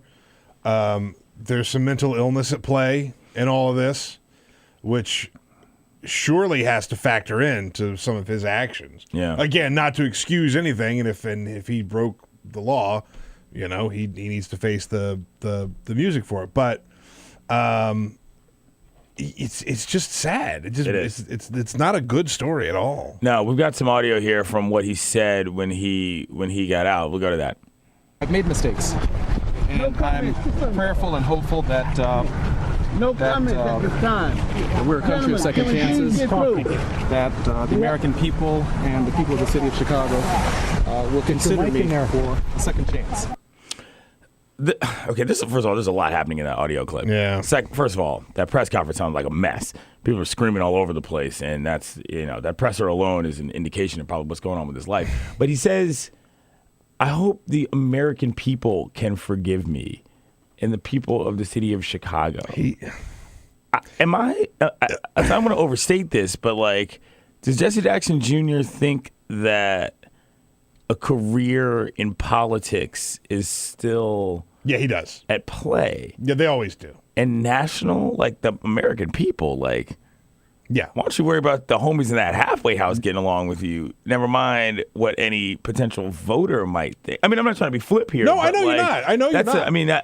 If he still thinks that he's gonna somehow make an imprint on American politics, sort of on his own, I can't imagine that's a very realistic outlook on his situation. I don't think that it's realistic. I don't think that he's realized that yet. I think he probably thinks he can come back.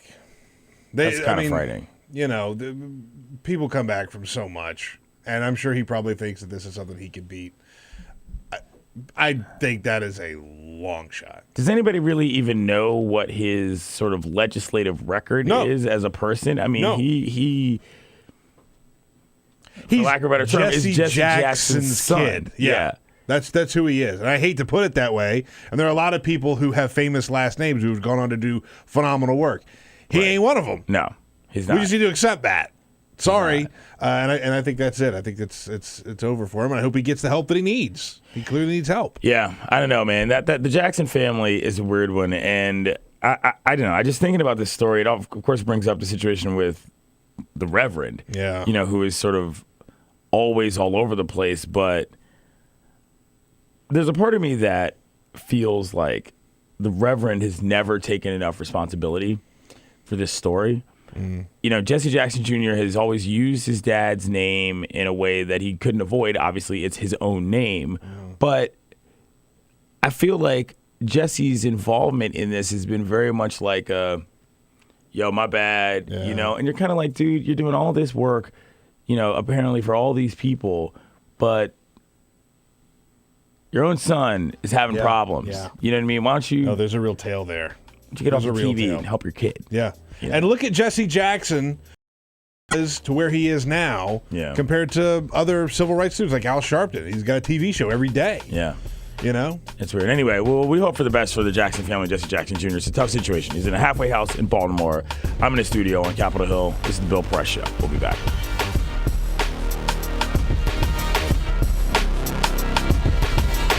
This is the Bill Press Show. This is my computer. This is your computer. Let's go on the internet. Let's go. Click it. Yes. Okay. Eye cursor in between the R and the E. Pressing dot, I want you to just push the period. She's gonna love me all over again. That's it. Jamaica, here you come. Here we go. God, thank you. Thank you. And I did it by myself. Feel smarter. So, I'm kind of new here, but I've noticed a trend. My human does this funny thing where she goes around and gets all my toys, and then she hides them in that basket by the door. But it's always the same basket, and it's always in the same place. And then she acts so surprised when I find them, but, she's putting them in the same basket. Again. It's like, hello? That's where you put it last time. You were the worst at hide and go seek.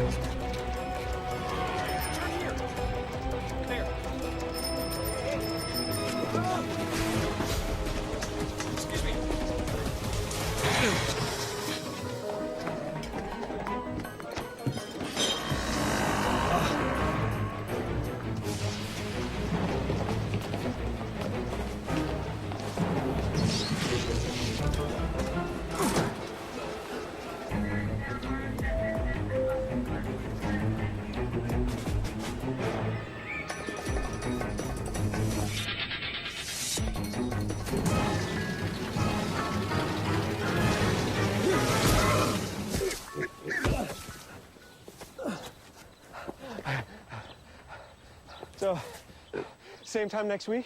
Well, of course. Put away a few bucks, feel like $1 million. For free tips to help you save, go to Feed the Pig.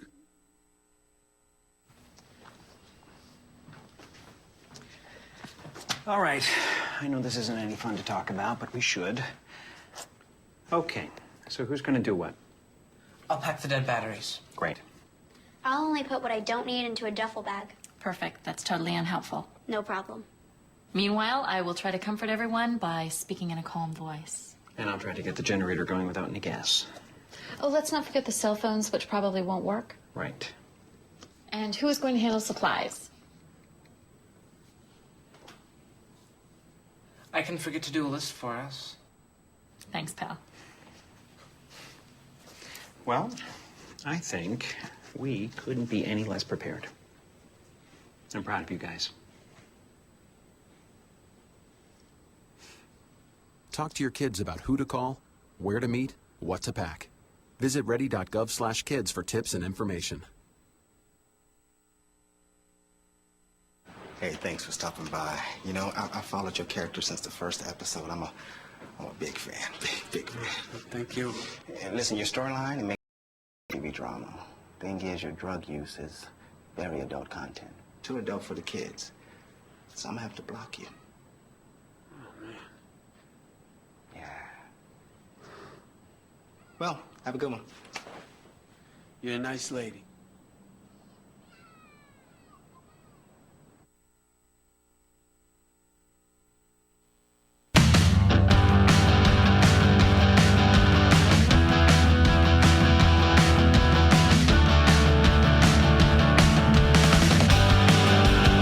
Connect with The Bill Press Show on Twitter. Follow us at BP Show and tweet using the hashtag WatchingBP. This is The Bill Press Show. Welcome back to the program, kiddos. I'm Clinton Yates. I'm a columnist for the Washington Post, filling in for Bill here on a rainy Friday in the district. Norman, Oklahoma is where... Is it Oklahoma University or the University of Oklahoma? It's Oklahoma University. Oklahoma University, where a video that was from a couple months ago but went viral just a couple weeks ago surfaced about a fraternity, Sigma Alpha Epsilon, SAE. And in it, you can see there's two separate videos. The first one is a kid sort of jumping up, joining along in a chorus, singing a terribly racist chant that, beyond the racism that it sort of is imbued with, is also obviously a very normalized chant for all the people on the bus as they are clapping and singing along.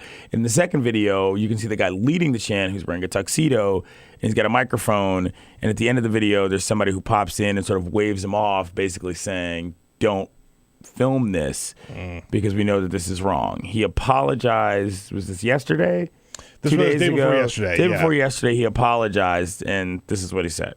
I did not want to apologize to the press or to the whole country first until I came here to apologize to the community most directly impacted. Okay. I mean, all right, I guess. You know, you stood in front of a camera and you apologized because I guess you had to. I don't really know. There's a lot going on here. We've seen this show before. Yes. We know what's going on here. This young Describe man, this scene for those that didn't see it and have only heard. This young man showed up and had a... Well, first of all, so a couple weeks ago, he came out and said, I'm the guy on the video. There was this whole thing about who was the guy in the video. He owned up to it and said, I'm the guy in the video. He laid low for a couple of weeks, and then earlier this week came out.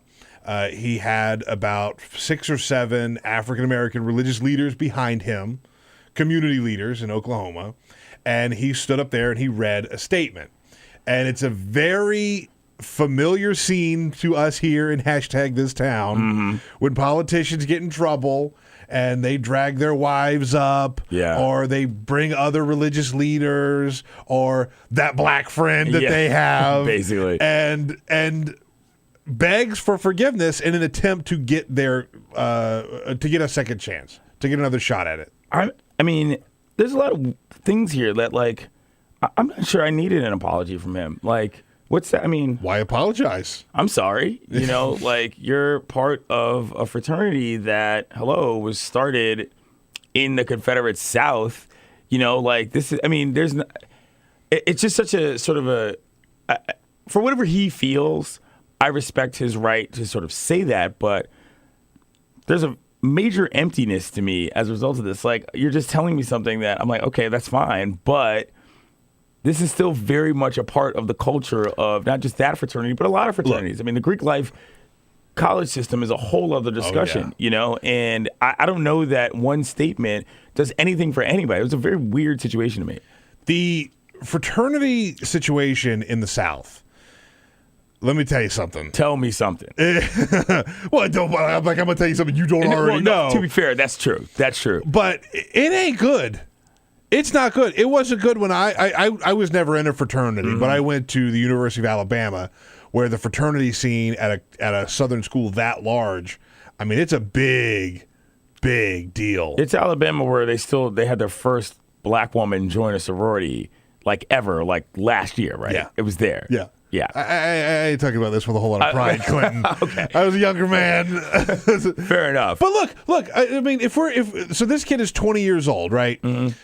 I understand you're brought up with racism if you grow up in the South. It's like you can't get away from it. No. So, but at a certain point, you have to realize what's going on. You have to get out in the real world. You have to make these decisions based on your life experiences. Not everything that your elders tell you or that your fraternity brothers that came before you. Because let me tell you something.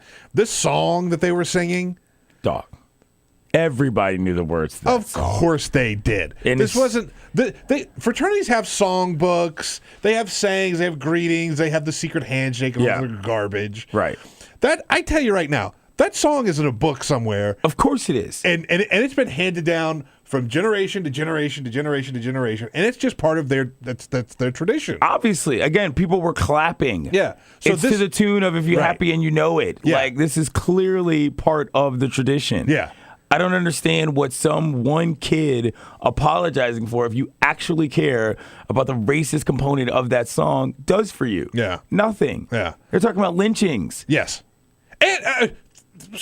Aside from the fact that it's a bus full of white dudes singing and screaming the N-word, they are talking about lynching, and also that they would never, ever, ever associate themselves with a black person. Yes, the systematic racism that's involved in that is as bad, if not worse, than the usage of the slur. And that's what's never addressed in anything that was said in that press conference. He didn't say, oh, by the by, I learned this from Brother Bob, you know, because you don't want to rat out one of your frat bros, God forbid. I acted stupidly.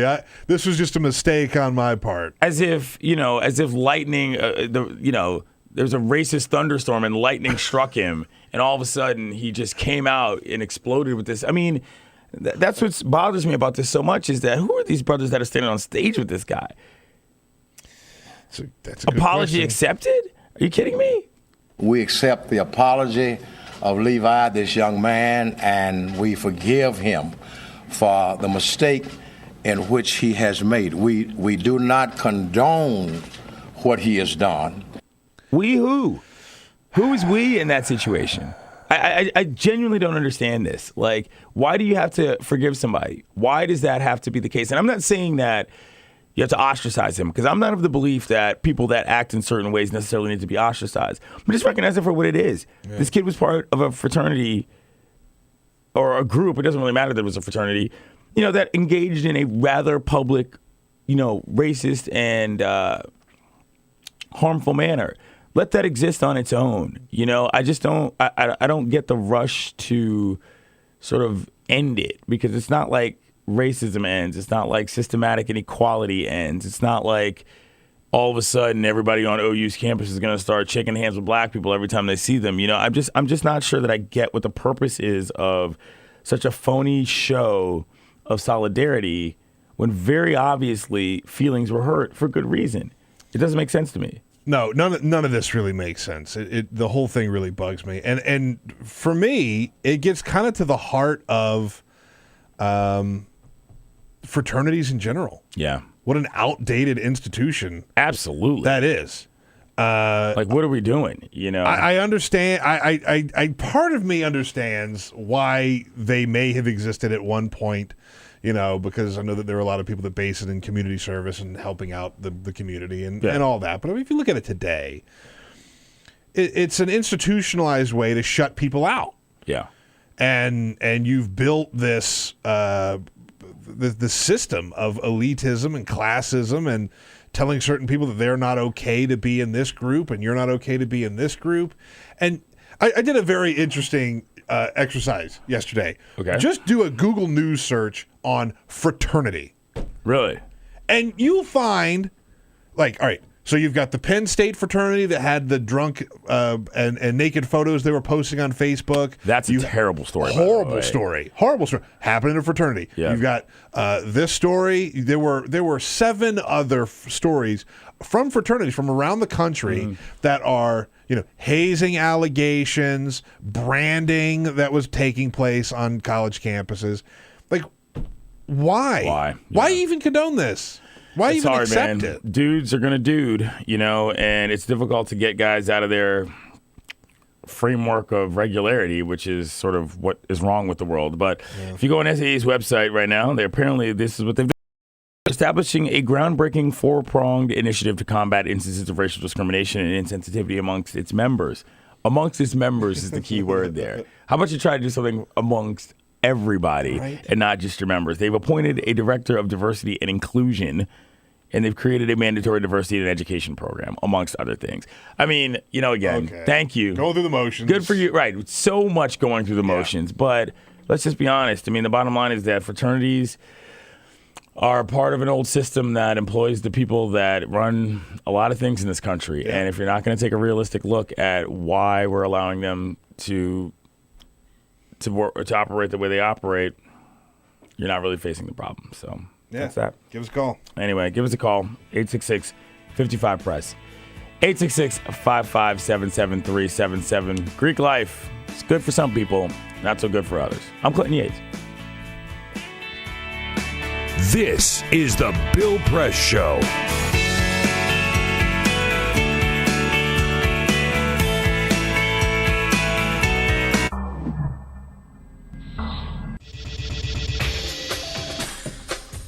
Tune into Free Speech TV for Democracy Now!, a national, independent, award-winning news program bringing you people and perspectives rarely seen on corporate media. I'm the retired bishop with the Episcopal Church as the bishop for all chaplains in federal service. I read that there was a group of people that represented a sense of injustice that I had. We'd lost Zuccotti. I mean, there was a kind of a hope that maybe Trinity Church would be gracious and give refuge. We picked this day where we would gather and demonstrate that Trinity was closing its ears to what was happening. We marched around the block, and I realized that, my goodness, they're carrying a ladder.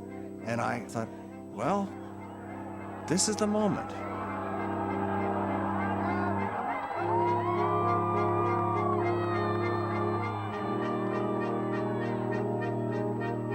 You could feel a spiritual presence. You could feel a certain something.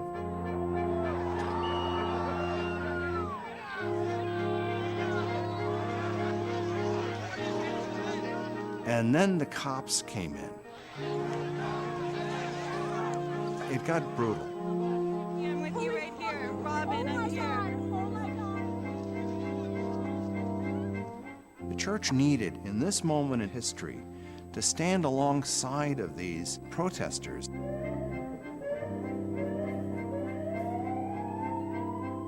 truth of Christ is found in the pews, is found in the institutional church, but it is also found in the streets. It's found in the honesty and the integrity, the insistence of people that you find in Occupy Wall Street.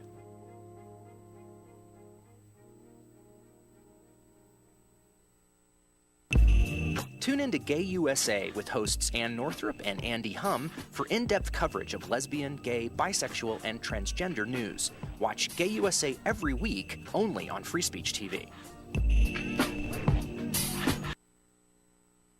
What the frack? What the frack? What the frack? What the frack? President Obama, are you fracking kidding me? Reopen the EPA studies. In Texas, Wyoming, and Pennsylvania. Fracking pollutes our oceans. Fracking poisons our water. Fracking makes climate change worse. Fracking relies on toxic chemicals that cause cancer. Ban fracking now. Ban fracking now. Go on.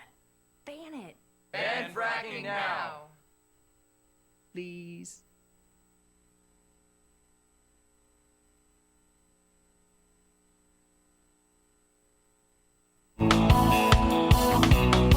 On your radio, on TV, and online. This is The Bill Press Show. Welcome back to the program. My name is Clinton Yates. I want to get to the Twitter right here. Cool_dad2. I wonder why I couldn't get that name. He's got an interesting avatar, and he says, please stop saying sort of. I will. Until you sort of get a real picture on your Twitter. No, I'm joking. Anyway, thank you for listening, by the way. I'm just messing around. 866-55-PRESS, 866-557-7377. We're talking about the situation with Levi Pettit, the SAE member, Sigma Alpha Epsilon, who apologized to whomever about what he was involved with regarding that video and the racist chant that happened on a bus on their way to, I guess it was Founders Ball or whatever. All these events have these same they do football names, yeah. Whatever they are, semi-formals. Cup. Yeah, exactly. But I want to be clear, though. Like, what he said individually, I don't want to discredit that. Like, I tend to believe him personally. I just don't know how necessary it was to say. And that's sort of where I am on that. I'm like, that's something you probably don't need to say aloud in front of a camera, but maybe you say to a person. I don't believe him. You don't? Yeah. Look, there's a certain level of comfort that he had with saying the N-word. Oh, okay? Yeah. Like, if you were to ask 10 people, white people, yes, to say the N-word on camera. Yeah. Or maybe even not on camera. Or maybe not. Like, I mean, not even on that's the camera. thing. Not even on camera. There is, I would hope, a certain level of trepidation. Like, not something I'm going to do, but if I've got to do it, he had no problem with it. Yeah. He put it to a song. Leading the chant. 866-55-PRESS, 866-557-7377. Susan, good morning. Hi. Hello.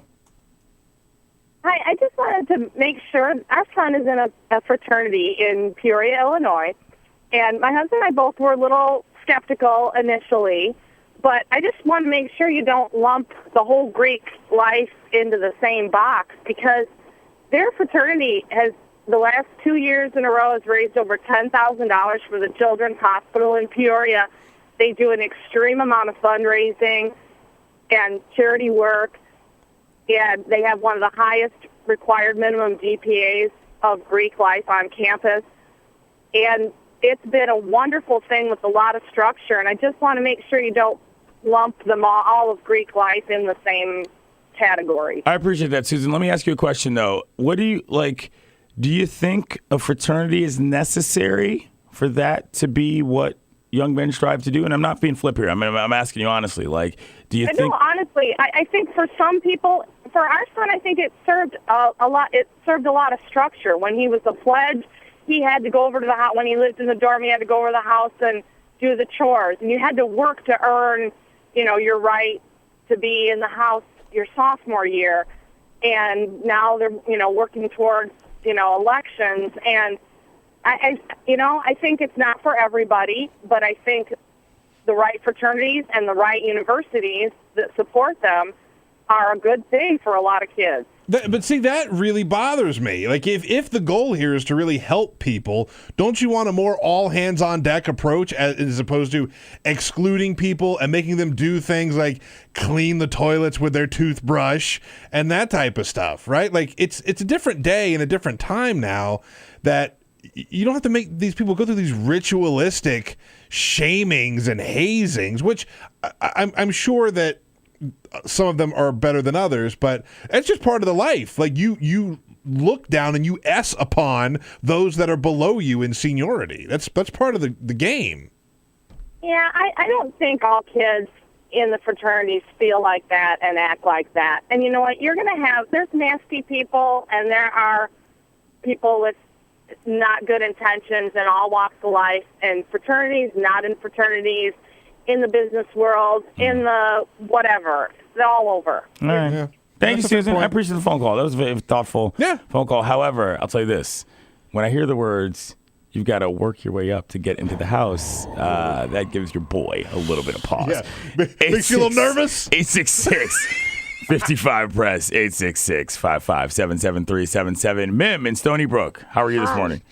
Good. Listen, when I think of fraternities, I think of skull and bones. And that's given us two presidents. So when they say they want to do something to deal with the attitudes, because these people, and it's true, you live in a fraternity, you go to a top university, you're going to wind up in the White House or Congress or somewhere important or in a bank. And these attitudes are so ingrained, and fraternity life has produced, well, maybe in Susan's case, a wonderful experience. It's also produced a lot of rapes. It's produced a lot of harm, a lot of anti-Semitism, a lot of racism.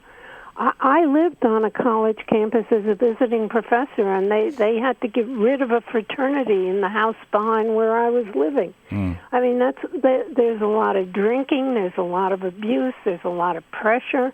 I personally, if they disbanded all the fraternities and sororities on campuses, I think that would be a very good thing. Thank you for the phone call. John in Crawford, Tennessee. How are you this morning, John? I'm great. How about yourself? You're doing a good job filling in today. Thanks, man. Go ahead. What's your take? Okay. The thing that I saw in the film when they were doing the chant, the SAEs, is that nobody's calling out the sorority girls that were on the bus, too. And it's the same problem that we had in the 60s and 70s. They haven't changed. And that's all I had to say. All right, thank you. I'm fairly certain that a sorority girl actually filmed that, so that's sort of a separate story, and it's really sort of hard to justify that. I mean, you know, I'm not sure what the purpose of that. Yeah, I'm not sure what his point is. I will say that a lot of these issues that we hear coming out of Greek life are from bros. Yeah. Well, if not like 99.9% all of things them. evil in this world stem from dudes. Let's not front on that. Anyway, I'm Clinton Yates. It's the Bill Press Show. That guy thought I was doing a good job filling in. How about that? Talk to you later. This is the Bill Press Show.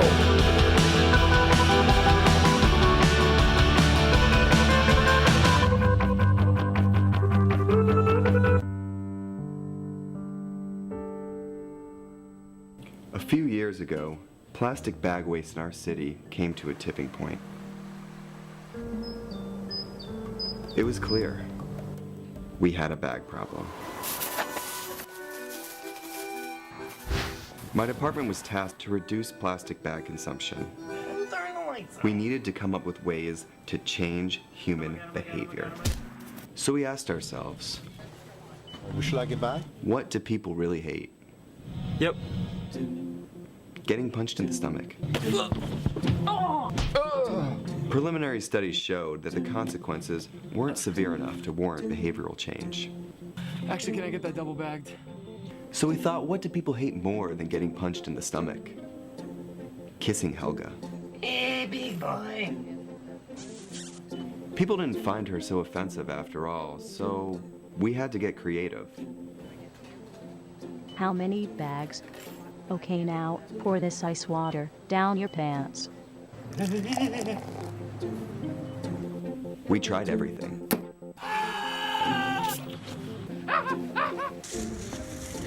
Eat this rat. Defuse this bomb. Even fighting your clone. After blowing through millions of dollars of government funds on research, I came up with a brilliant idea. Why don't we just charge 5 cents per bag? That's a stupid idea. Would you like a bag? Yes. 5 cents a bag. 5 cents? 5 cents? Do I still have the option of getting punched? Honestly, I don't know how everyone else missed it. Why don't you just get a reusable bag?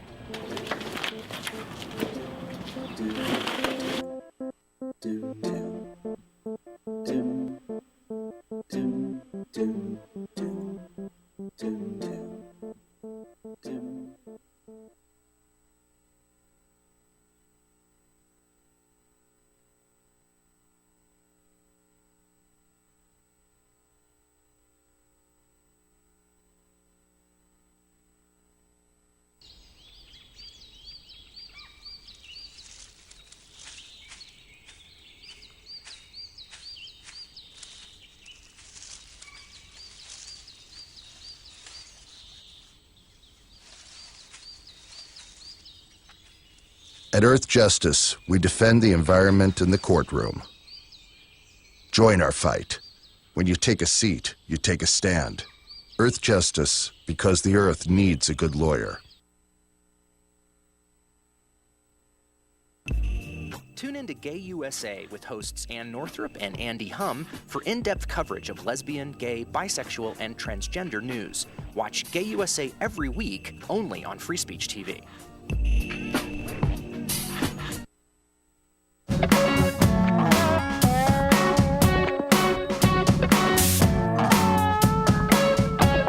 This is the Bill Press Show.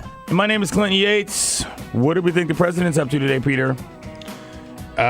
What's he doing here in town? Laying low? It's rainy. It's nasty. Chilling. Yeah. It's a good day for grilled cheese and tomato soup. Dude. Great day for that, actually. Absolutely. Probably going to enjoy some of that later myself. Nice. He's meeting with the members of the President's Council of Advisors on Science and Technology. I wonder who's in that crew. I mean, you got to believe that the people in the advisor to the president's crew are some of the smartest people gotta be in America. Yeah, gotta be. Like, otherwise, you don't just... Do you tell people that you're in that council? Yeah. Otherwise, what's the point? Right, you're hanging out at the bar. I mean, that's got to be like the number one job perk. By the way, did you know? Rough day at the office. I'm on the council of what advisors do you do? on science. What do you do? You asked. As a matter of fact, right. I also happen to be an SAE. No, I'm joking. When we get back, monster teas. Huge shakeup in the Senate. I'm actually not joking. I'm being very serious. I'm Clinton Yates. It's the Bill Press Show.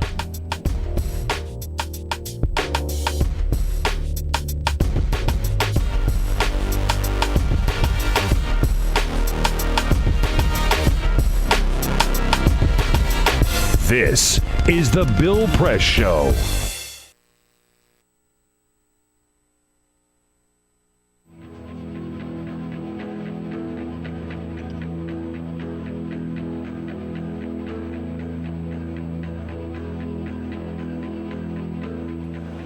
Here reporting from Houston, Texas for Climate Desk. Now, one of the biggest uncertainties in climate science right now is the role of clouds. What better way to work that part out than flying right through them? That's what NASA scientists aboard this airplane think. Welcome to NASA's biggest airborne laboratory. You're coming with us today on an 8-hour NASA flight mission. When you read these big IPCC climate assessments, what's the biggest uncertainty? There's two, right? The role of aerosols and clouds. Clouds is probably bigger than aerosols. That is a piece of a puzzle that right now we are missing. You can't get the models right if you don't understand the chemistry and the process. Now we're being told we've got to get on. The doors are about to shut, so let's go aboard.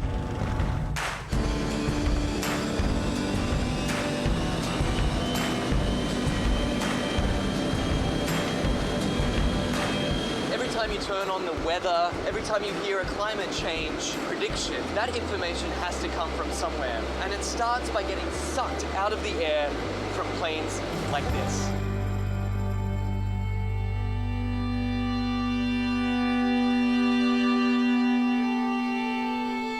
So this mission is to particularly try to understand the emissions from the surface, so mostly biogenic emissions. So from trees and other plants. Right now we're flying to our very first part of this experiment on the DC-8. Over Arkansas, there's a particularly pungent bouquet of emissions that scientists are interested in measuring. Well, these emissions lead to both aerosols and to molecules that both destroy and create ozone. So these are very important things to understand for climate studies. How it will manifest itself. It will be in more accurate and more reliable predictions. So what we're doing is taking a series of flyovers, each at a different level of the atmosphere, scooping up those emissions, testing them, and hopefully scientists are going to see exactly what's in this column of air all the way up. The data that we collect in one flight can keep busy 60 scientists and students for 3 years, 4 years. We're still studying data from data collected 20 years ago. fact, this particular mission today is its most heavily equipped in its nearly 30 years of service. Each one of these consoles here is a specially equipped scientific instrument designed to collect all sorts of different data in real time. And this instrument here tracks the sun. We're looking at mist chambers. They're used to strip soluble gases. This black line is the CO2. It's about 390 ppm right now. We're putting these filters in the bags that we've got the aerosols that we trapped out of a certain amount of air. And so we're sampling up here about 150 liters a minute. That ultimately flows back into the operational models. It flows back into what goes on TV every day. Anyway, I got to get this sample going. You do it.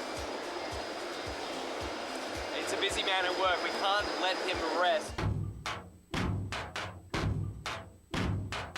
Well, get this. We've just spent 2 hours crisscrossing this one cloud formation. In, back out again, back in again. Then they grow, and we track them as long as we can, and then we let it go. Even one cloud can hold a host of answers to the mysteries of climate change. The patterns of, where the clouds are, what type of clouds we see, what kind of weather systems they're associated with it, that'll all be shifting in a shifting climate, in a world with climate change. Then the big spark is this, is when we actually get the meat on the grill. And then it will be some time to process it.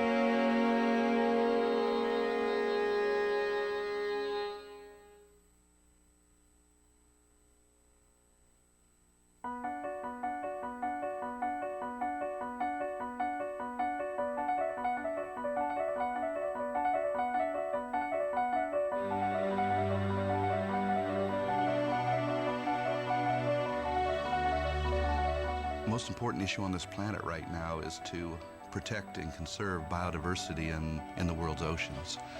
And I don't think people realize just how intimate our connection is with the oceans themselves. Not only do they provide the very foundation of life and control our weather, but life just simply could not exist without a healthy ocean. The real problem, though, is apathy.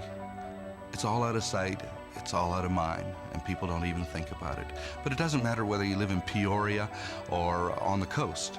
The fact is, whatever happens in the ocean affects all life forms on the planet Earth. If the oceans die, then civilization collapses. We all die. We cannot live on this planet without the oceans. This is, in fact, not the planet Earth. It's the planet ocean, but because we're a land-dwelling species, we refer to it as Earth.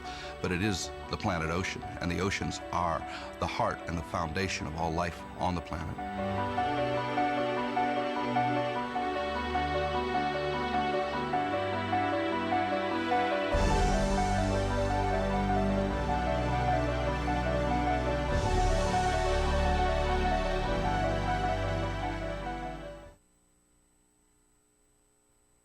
What the frack? What the frack? What the frack? What the frack? President Obama, are you fracking kidding me? Reopen the EPA studies in Texas, Wyoming, and Pennsylvania. Fracking pollutes our oceans. Fracking poisons our water. Fracking makes climate change worse. Fracking relies on toxic chemicals that cause cancer. Ban fracking now. Ban fracking now. Go on.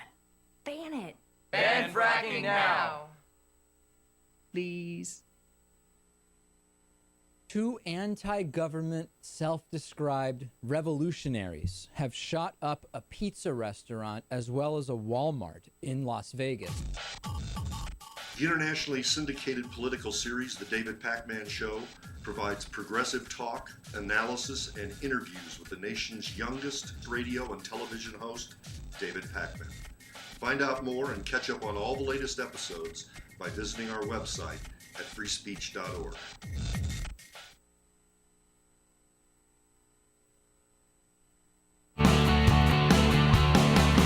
Broadcasting around the nation, on your radio, on your TV, and online. This is The Bill Press Show.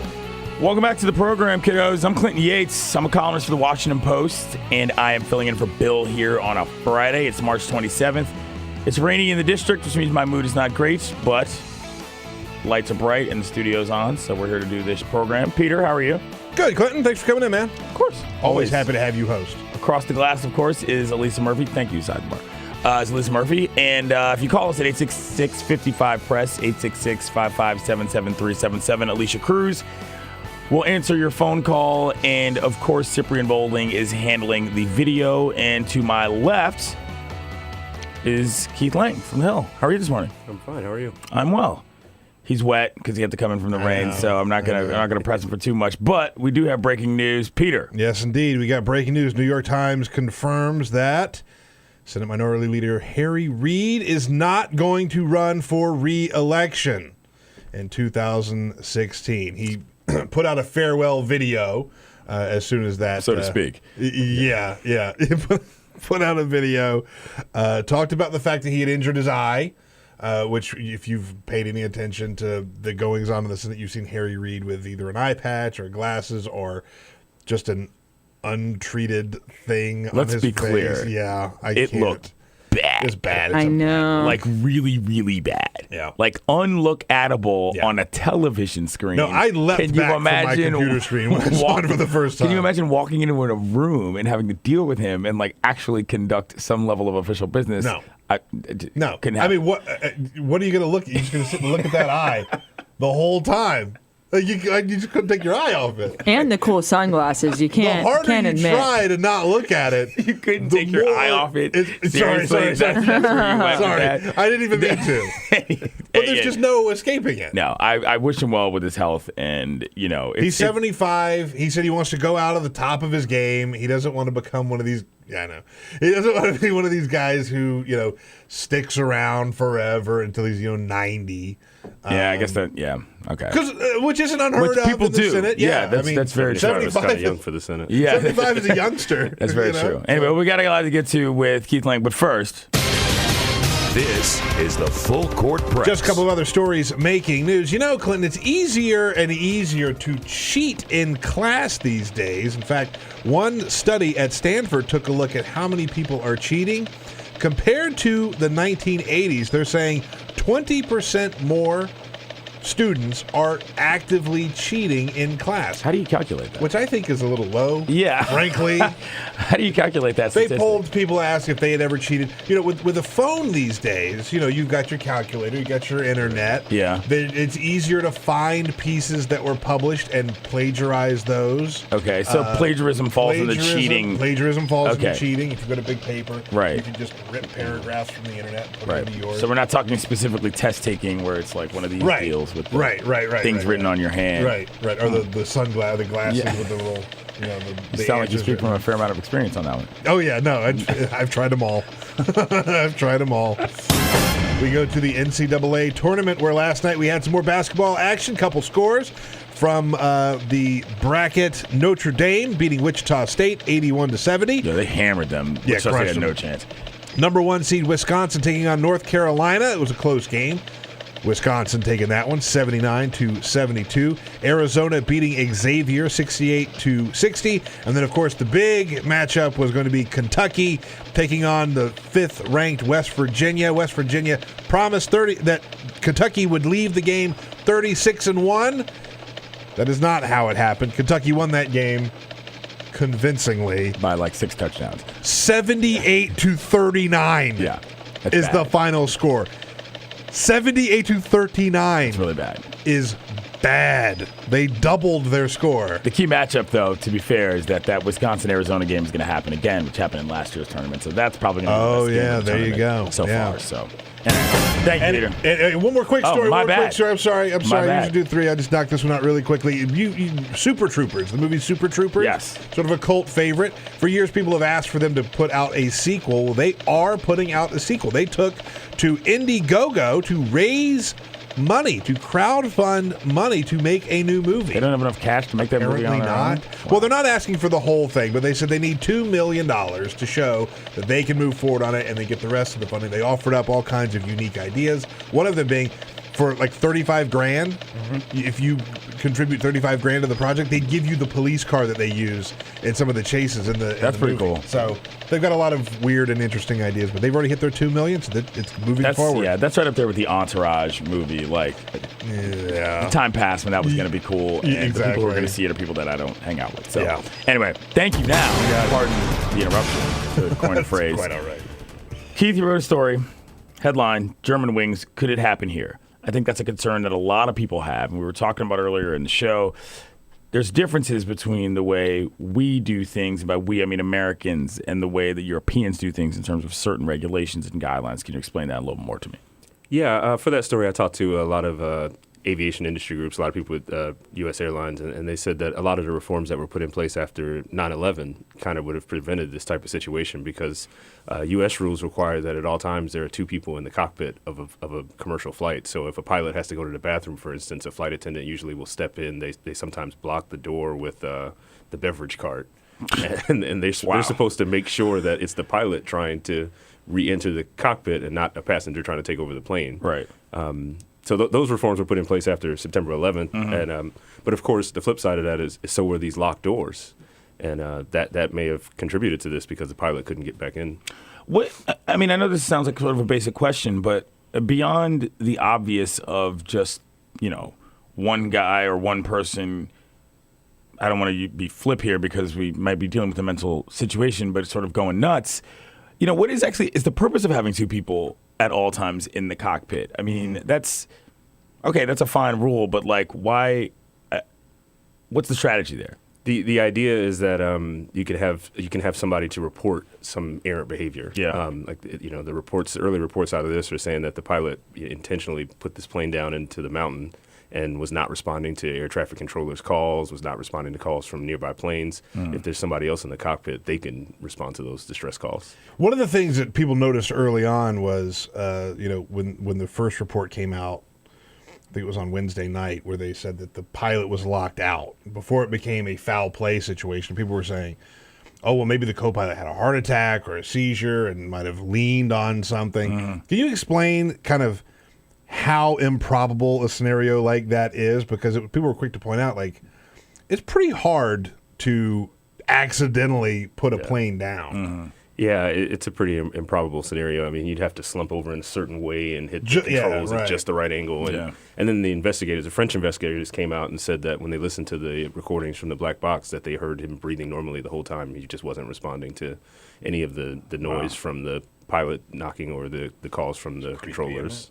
Super creepy. But they said it was just normal breathing all the way down, non-responsive for the entire time. But these planes can essentially, once you get them up and running, they can go on autopilot, and it's pretty self-sustainable. Or am I wrong? Yeah, they're pretty sophisticated, but you set the altitude of the plane. So the reporting is that he lowered it from 38,000 feet to I think 600 or so. It's just put in a number and the plane flies it at that altitude.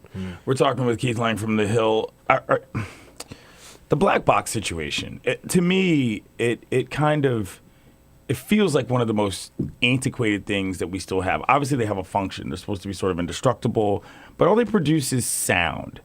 Of the people that you talk to, is there any thought of, because the caller mentioned this earlier, cameras, something that tells a little bit more of a story maybe? And if not, what were some of the other details that you found from what the black box recording unveiled here on the Germanwings flight? Historically, there's been some opposition to cameras for a privacy argument. These pilots are working and they don't want to have cameras documenting their every move in the cockpit. But okay, that's interesting. The black box is supposed to be constantly recording, and you're supposed to hear the communications between them and air traffic controllers. I don't know. I haven't heard much about videos in the cockpit recently. I know that had been an issue before. Maybe this incident will spur those calls again. You're already seeing some of the European airlines saying after this. I think Norwegian Air came out yesterday and said starting today they're going to go to the 2 people in the cockpit rule.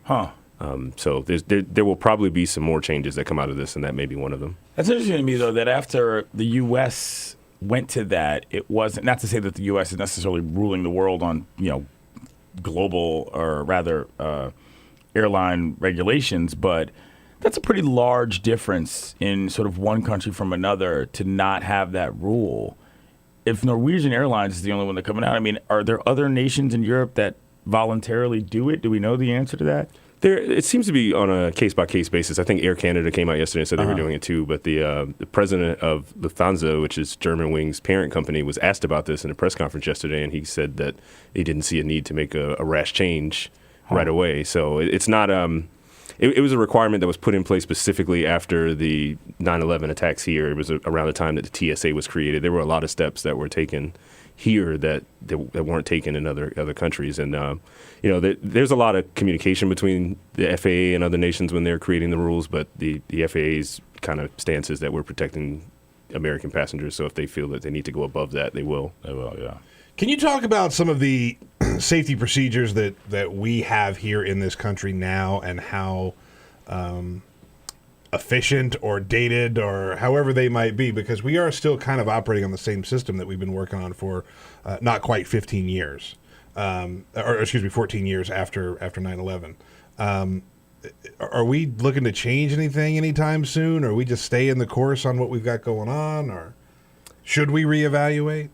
Well, I think the efficiency of the TSA is in the eye of the beholder, but they would say that they're not doing the same thing they were doing 15 years ago. They've implemented a bunch of new techniques that they call risk-based security. They're not doing, when TSA started, every passenger got a pat down. Yeah. They said it was one size fits all, and they're moving to what they call kind of trusted traveler. They have their pre-check program where you can submit information and pay a fee, and once your background is checked, you're cleared for 5 years for expedited screening. I don't want to throw you off here, but I've gotten the pre-check thing just on a rando.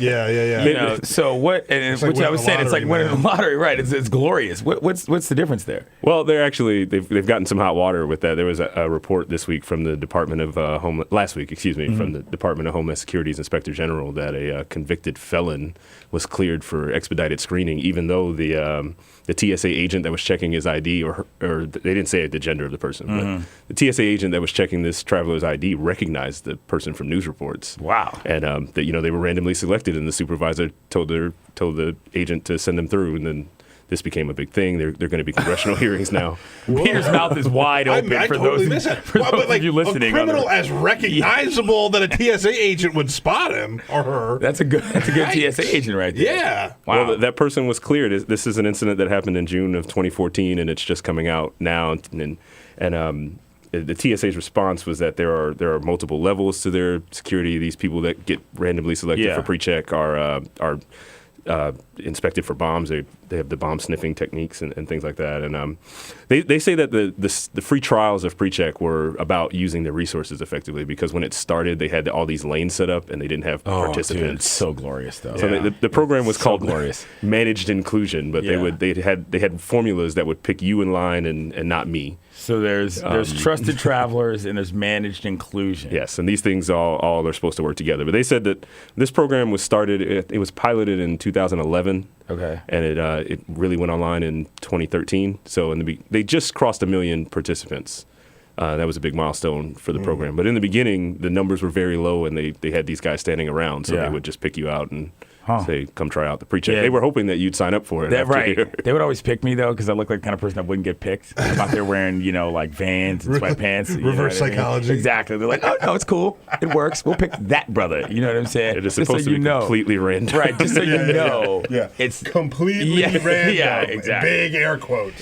Anyway, we're talking with Keith Laing from The Hill, talking a lot of plane stuff. Filling in for Bill. It's Friday. It's kind of not good news in plane world today, but we'll be back. We'll talk a little bit more about it. I'm Clinton Yates. This is the Bill Press Show.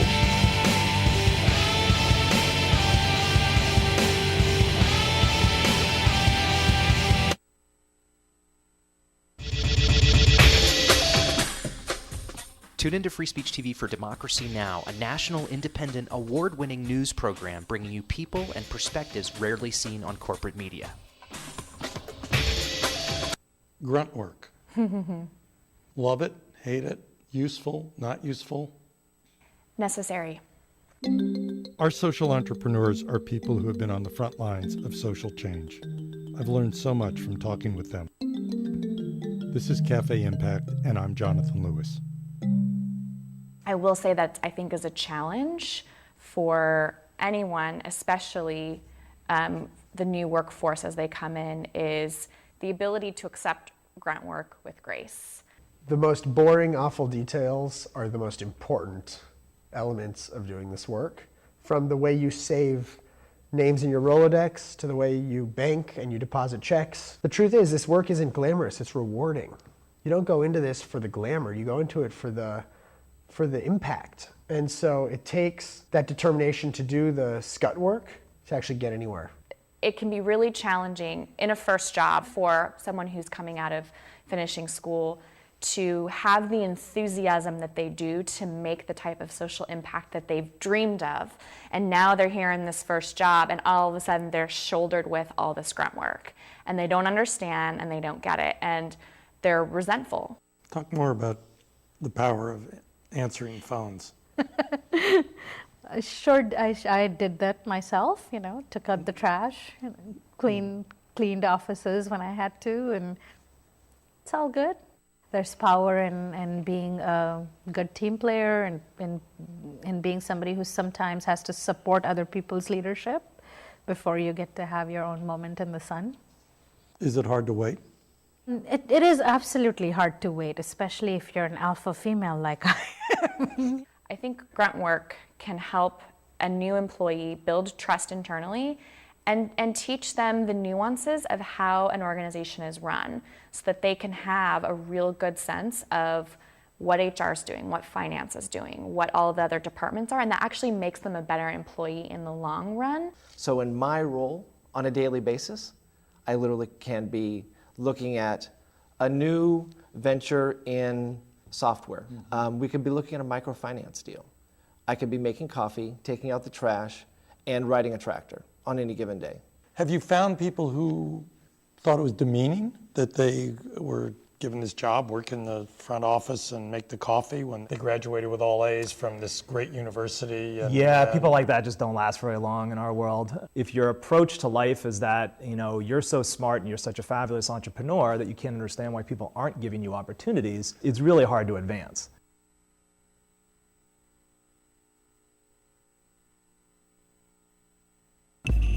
Tune in to Gay USA with hosts Ann Northrup and Andy Hum for in-depth coverage of lesbian, gay, bisexual, and transgender news. Watch Gay USA every week, only on Free Speech TV.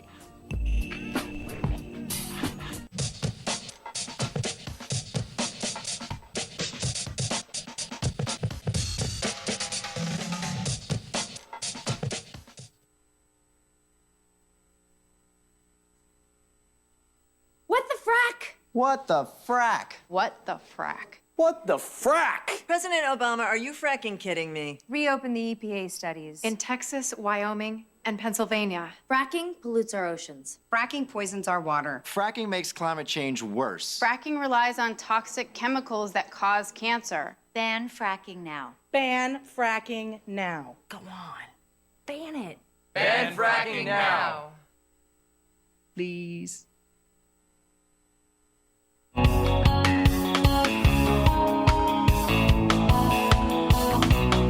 Seen on Free Speech TV and online on TawkrTV. This is the Bill Press Show. And my name is Clinton Yates. Welcome back to the program on a Friday here. We've got the Hills Keith Laing in studio. How are you this morning? I'm all right. Talking about FAA regulations and the like. From what I understand, this man who flew a Germanwings flight into a mountain might have been able to fly a plane in this country. What are the details on that? Well, it came out yesterday that the pilot was certified by the FAA in 2012, but it's sort of a pro forma thing. He was certified based on his German pilot's license, and that the FAA said yesterday that only grants him the ability to fly private planes in the U.S. He couldn't go fly for Delta. Right. Okay.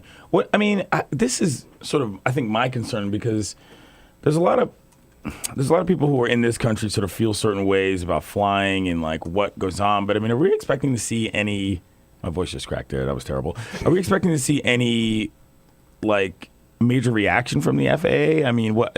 Or is this just sort of a thing that happened in another country that they don't, they might comment on but don't really have anything to do with? I think it's a little too early to tell because there's frequently been reactions, like we mentioned earlier, the changes that were implemented after 9/11. But there was the Malaysia plane that disappeared last year, and the FAA didn't do anything here because they kind of felt like our system is safe. Everybody I talked to who has any affiliation with the airline industry in the U.S. yesterday said to me that we have the safest system in the world. This couldn't happen here. That's not to say that we could never have a plane crash. I mean, there's still changes that are being implemented based on the 2009 crash in Buffalo with the commuter plane. Oh, right. So, just kind of, it's going to take a while. I think the first thing is that people are going to wait for the final results of the investigation and then see if there's anything that needs to be implemented here. What is the latest? Because we heard after you mentioned the Buffalo crash, one of the things we heard a lot after that were kind of standards for pilots and downtime and things like that. Has anything changed, or are pilots relatively happy with what they've got now?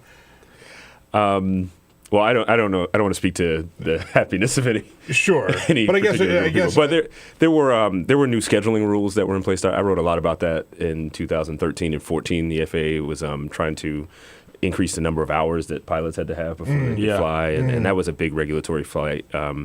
And it's still working its way through the system, but they implemented those rules in 2013 and increased the number of hours that pilots had, because that was kind of one of the things that has even come out in this Germanwings situation. Is this pilot was relatively young. I think he was 28 years old, and 28, he'd had like 600 hours of flying time, which is not a lot if you think about piloting. I saw 600. That felt low to me. I don't know what it's not my beat, but right. I'd like to think 1,000 maybe is sort of. I don't know what a good number is, but everybody seems to agree that 600 is low. I mean, one of the things that interests me a lot about this is sort of the mental health situation in aviation. I mean, I think at some point the FAA has to say something about that. I mean, because if it turns out that this guy was ducking his medicinal or his medical conditions to be able to fly, that's pretty frightening. I don't know. Maybe that's just me.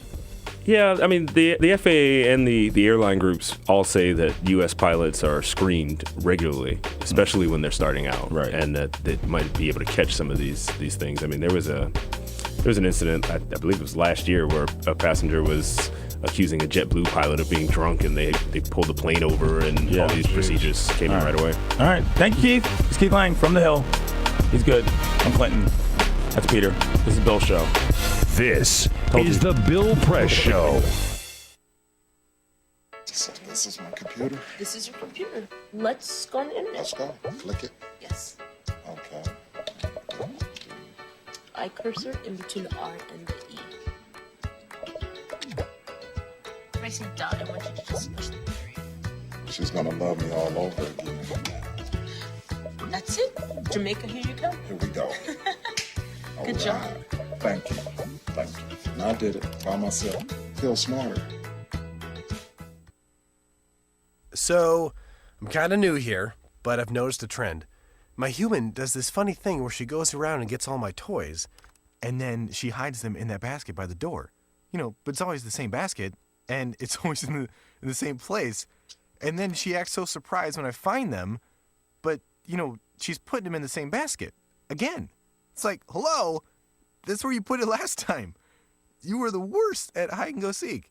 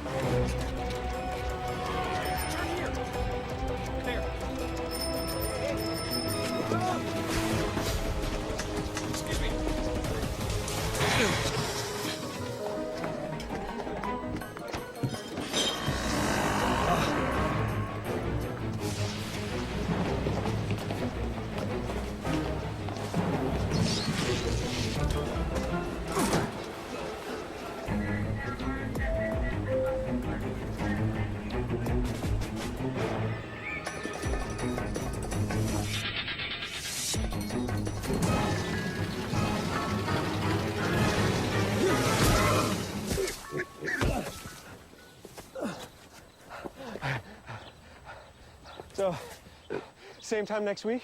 Well, of course. Put away a few bucks, feel like $1 million. For free tips to help you save, go to Feed the Pig.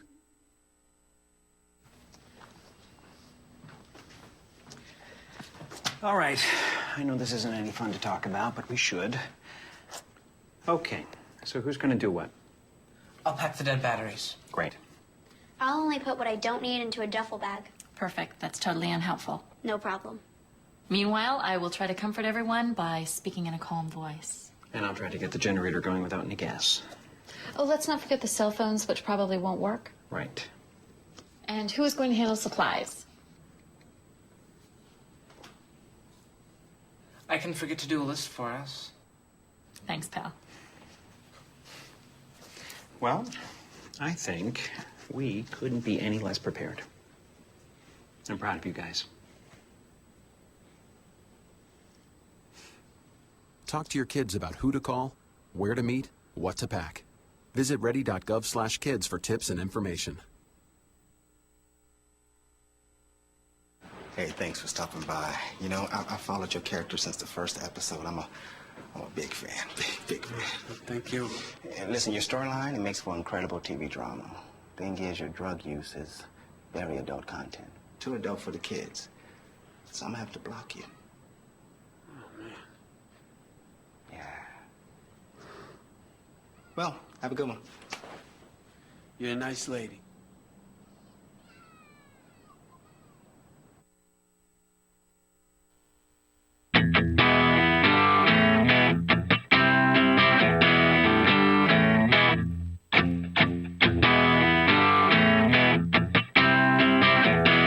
Connect with The Bill Press Show on Twitter. Follow us at BP Show and tweet using the hashtag WatchingBP.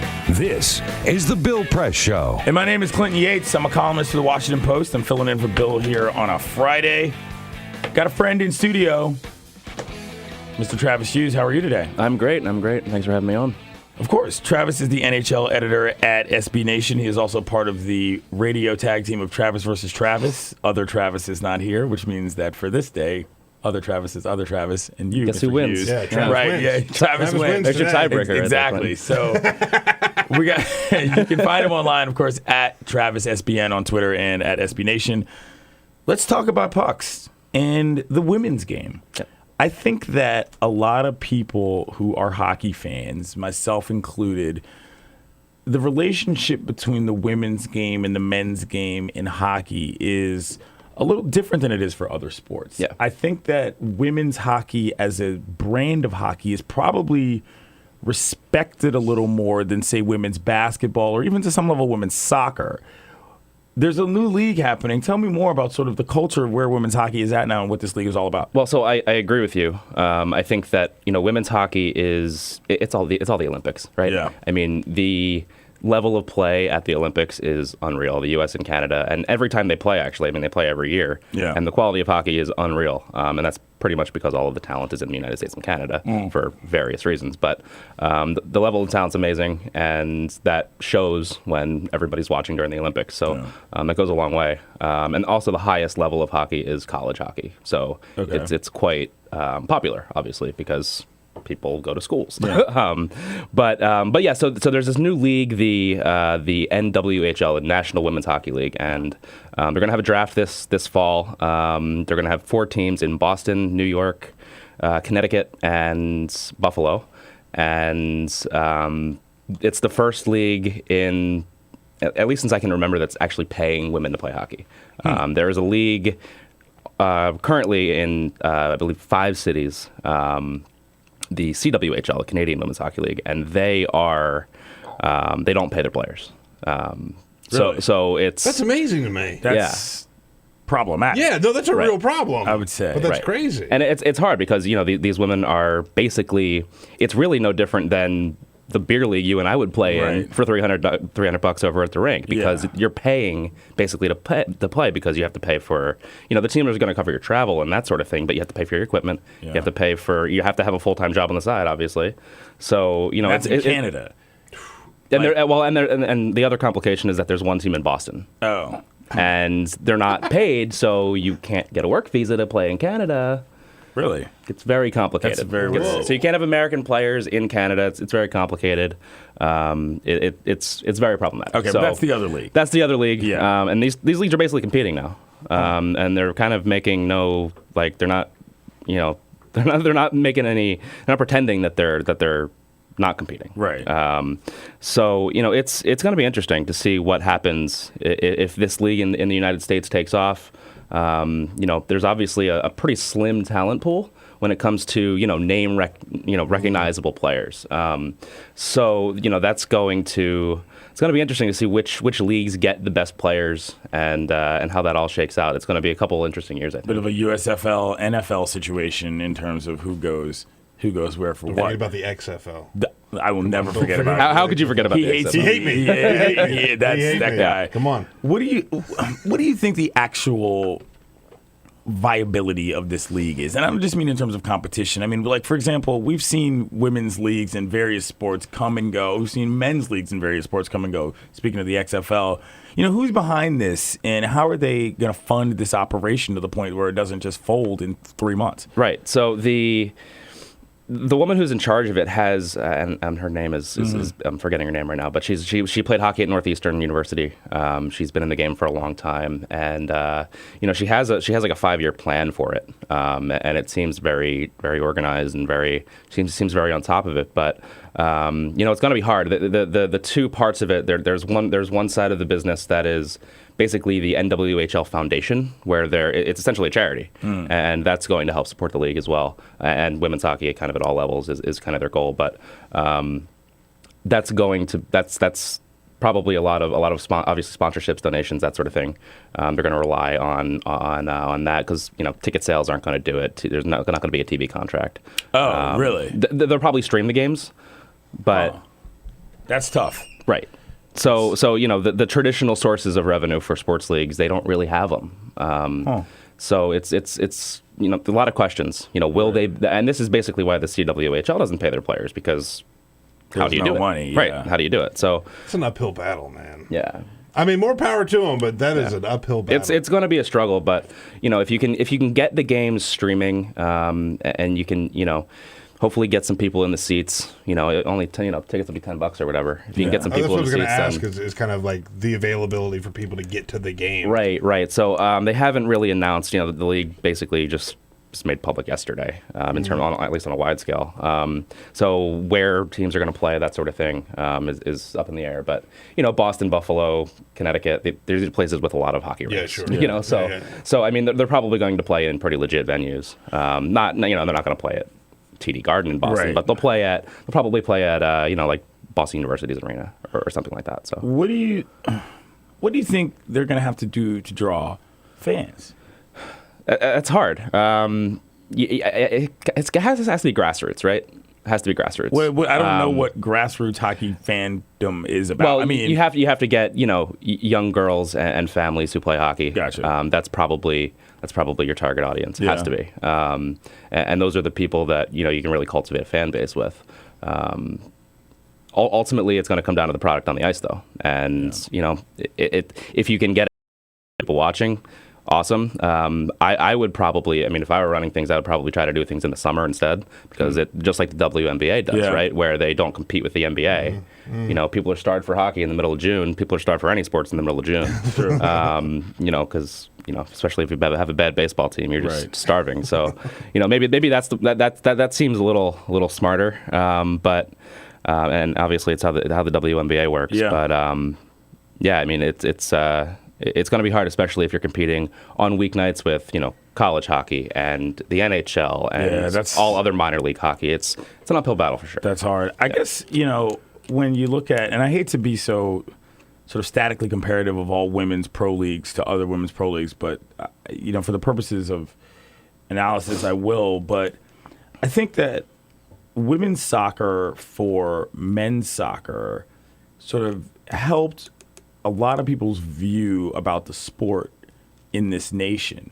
People were like, oh, well, the women are good, and so I can sort of respect this a little more. What do you think a league like this does for how American sports fans in general feel about hockey? Yeah. Just to pick up on that question, I just want to ask a very basic question, right? Like, if you're going to watch men's hockey, how big of a leap is it to enjoy women's hockey? Because for soccer, it's, for me anyway, like it's a pretty easy leap. You know, other sports there's certain physicality that's not there, and it's a different game, but how does that translate? Well, so in terms of it being a different game, body checking is actually a penalty in women's hockey. You can't, obviously in men's hockey it's not a penalty. Right. But, in women's hockey it's a 2-minute penalty, just like tripping and hooking and all that stuff. So that changes the game a little bit, but I think it does open up more skill. I think the women's game is actually more skilled, personally. I've watched a lot of Division I collegiate women's hockey. Teams like, Harvard and Minnesota, they're amazing. Right. And like Boston College, Boston University, they're extremely talented, and the game is a little. I'd say the pace is a little slower, but and obviously it's less physical, but that leads to more finesse with the puck and that sort of thing. So there's something interesting that happens when you strip some of the brutalism away. It's like the Olympic game. You have to be good. It's like the Olympic game, but it's also very European. I mean, the physicality and just the brute force in hockey is a very North American thing. And thanks, Canada. Yeah, and you see this when Russian players come over to the NHL, and they just, like guys like Pavel Datsyuk, right? Like, they are just magicians with the puck because they grow up and they don't have to worry about getting hit in the face every 8 seconds. So, to end things, for those who go to cocktail parties this weekend and want to talk about how they know about women's hockey, who is the most famous American, or two of them, women's hockey player? That's a tough question. Right now, I would say probably Julie Chu. She went to Harvard, maybe a decade ago, but she was on the Olympic team last year. She's amazing. And she played for the Boston team in the CWHL last year. Okay. And who knows where she's going to play next year. Another woman, Marie Poulin from BU. Okay. Very good. Her team is unfortunately not in, or did not win the Frozen Four this year. And she's going in, that was her senior season, so fortunately for her, but she's a very skilled player, and she'll be in the pro ranks as well. Okay, all right. Canadian though, not an American. Oh, alas. Thank you, Travis. Yeah. He's Travis Hughes. You can find him online at SBNation.com or at TravisSBN on Twitter. He's verified, Peter. I had to say it. I don't want it. I don't want the verification. It comes up every time. I'll give it back if I ever get it. You know what a year ago I did today, Peter? Tell the people. Time Hop, the Time Hop app that I have on my phone. I took a peek. 1 year ago today, on my Time Hop app, it says right here, I retweeted a tweet from Clinton Yates saying, tune in to TawkrTV from 6 to 9 a.m. Eastern Time. I'll be hosting the Bill Press Show. So, We've happy come anniversary. so far. Thank you. Happy anniversary. I appreciate that. We've come so far. Yet, really not really. It's the Bill Press Show. I'm Clinton Yates. We'll be back. This is the Bill Press Show.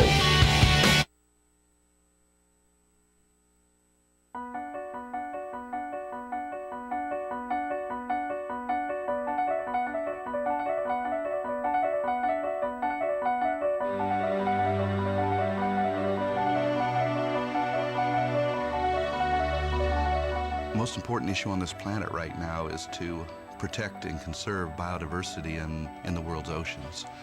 And I don't think people realize just how intimate our connection is with the oceans themselves. Not only do they provide the very foundation of life and control our weather, but life just simply could not exist without a healthy ocean. The real problem, though, is apathy. It's all out of sight, it's all out of mind, and people don't even think about it. But it doesn't matter whether you live in Peoria or on the coast. The fact is, whatever happens in the ocean affects all life forms on the planet Earth. If the oceans die, then civilization collapses. We can't planet without the oceans. This is in fact not the planet Earth, it's the planet ocean, but because we're a land-dwelling species, we refer to it as Earth. But it is the planet ocean, and the oceans are the heart and the foundation of all life on the planet.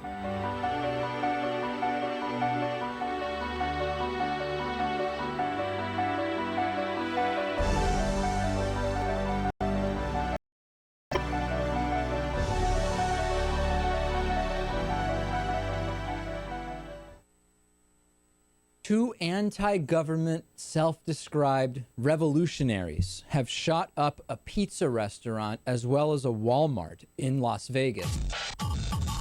The internationally syndicated political series, The David Pakman Show, provides progressive talk, analysis, and interviews with the nation's youngest radio and television host, David Pakman. Find out more and catch up on all the latest episodes by visiting our website at freespeech.org.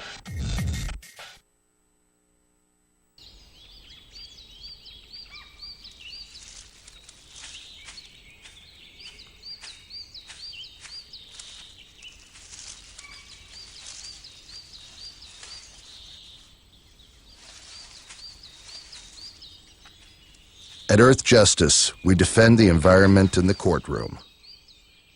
Join our fight. When you take a seat, you take a stand. Earth Justice, because the Earth needs a good lawyer.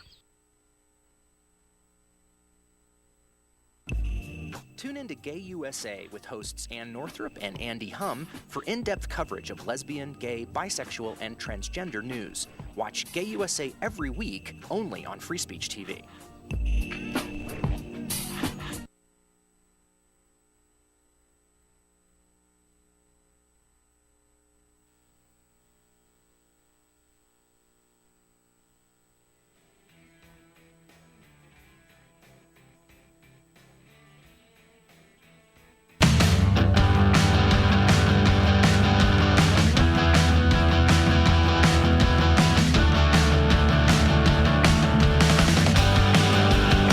The most valuable morning radio show, according to The Nation magazine. This is The Bill Press Show.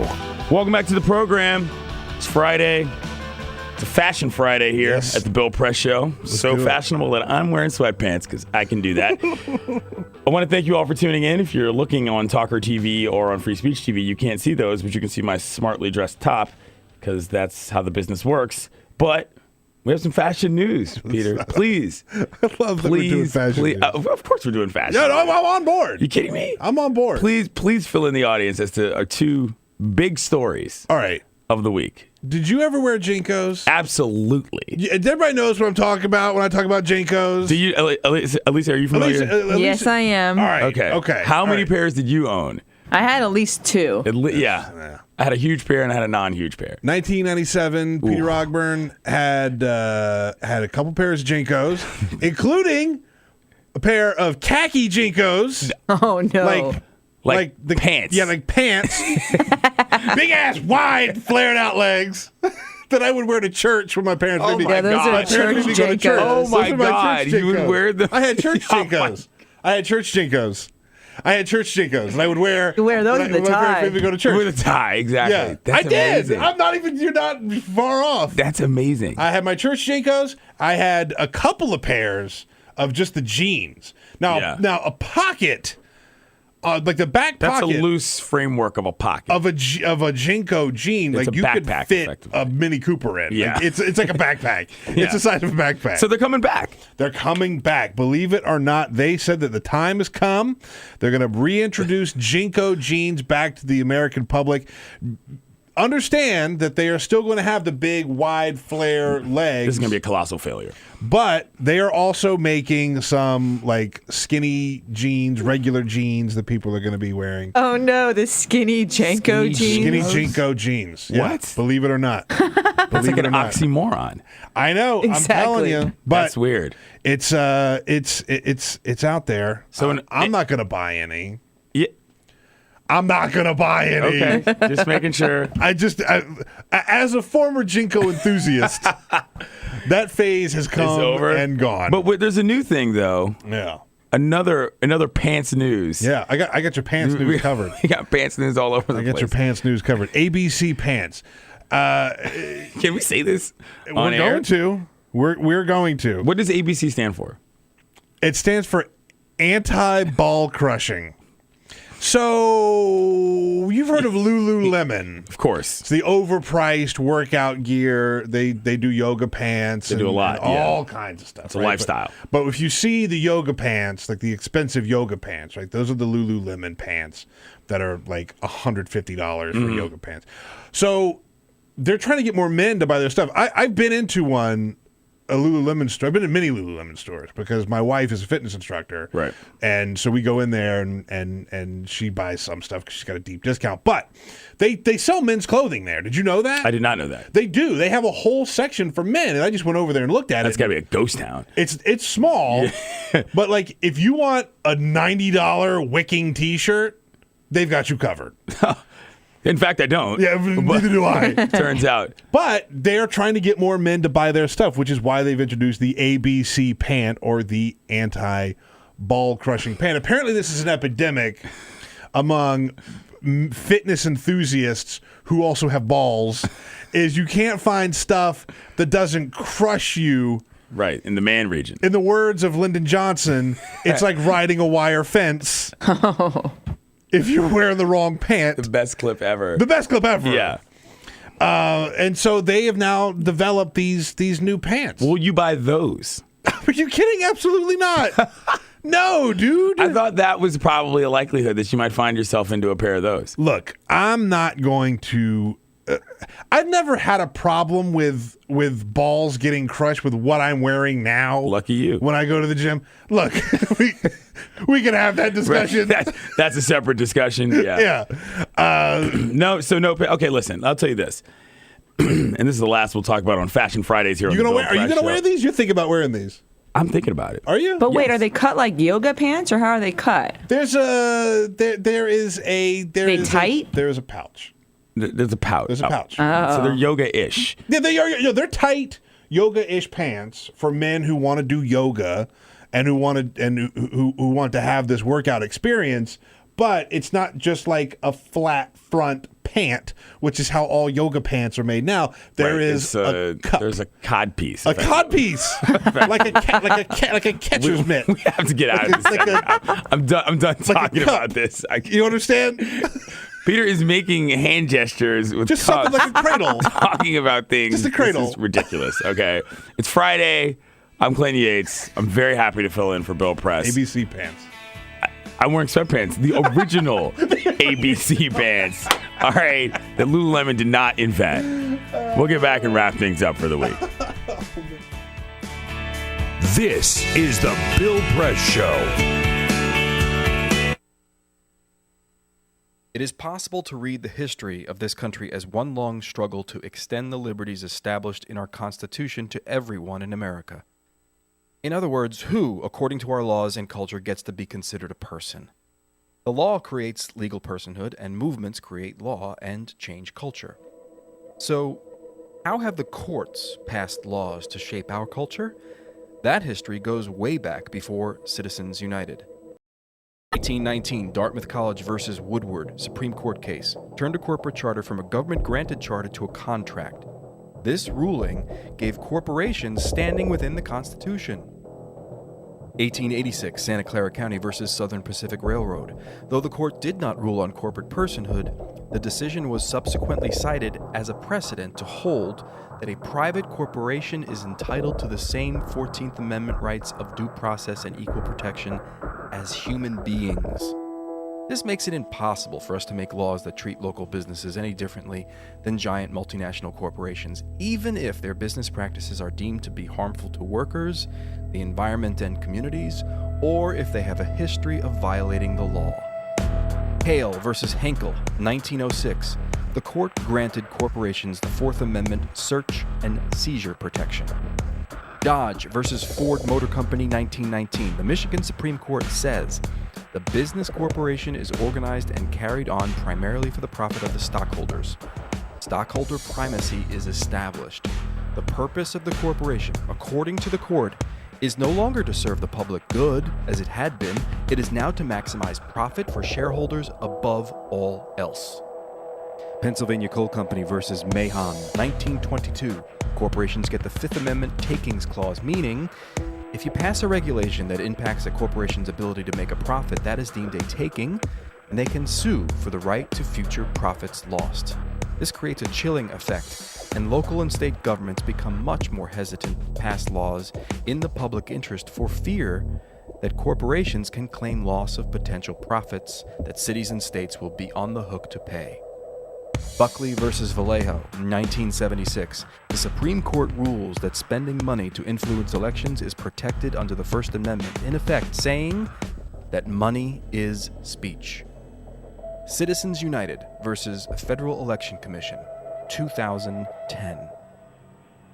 Today, the Supreme Court of Chief Justice John Roberts declared that because of the alchemy of its 19th century predecessors in deciding that corporations had all the rights of people, any restrictions on how these corporate beings spend their money on political advertising are unconstitutional. The court's ruling threatens to undermine the integrity of elected institutions across the nation. It's a rejection of the common sense of the American people.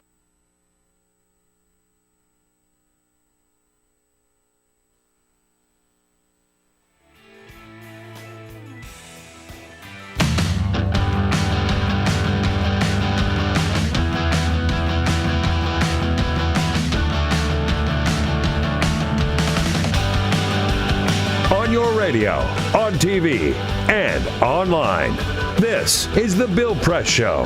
And my name is Clinton Yates. It's Friday. The show is coming to an end. It's been a long week.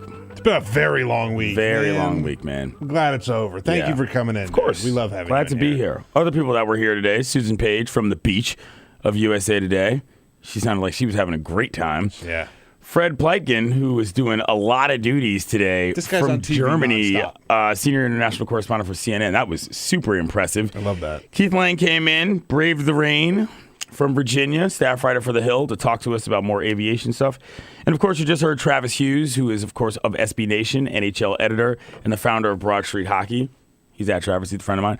So, you know what I did the other day? What? I drove a car. I don't drive cars often. But this car was different from other cars I've driven because this car did not use petrol as the gas. Oh, wow. It was a hydrogen fuel cell car, and it's called, what's the name?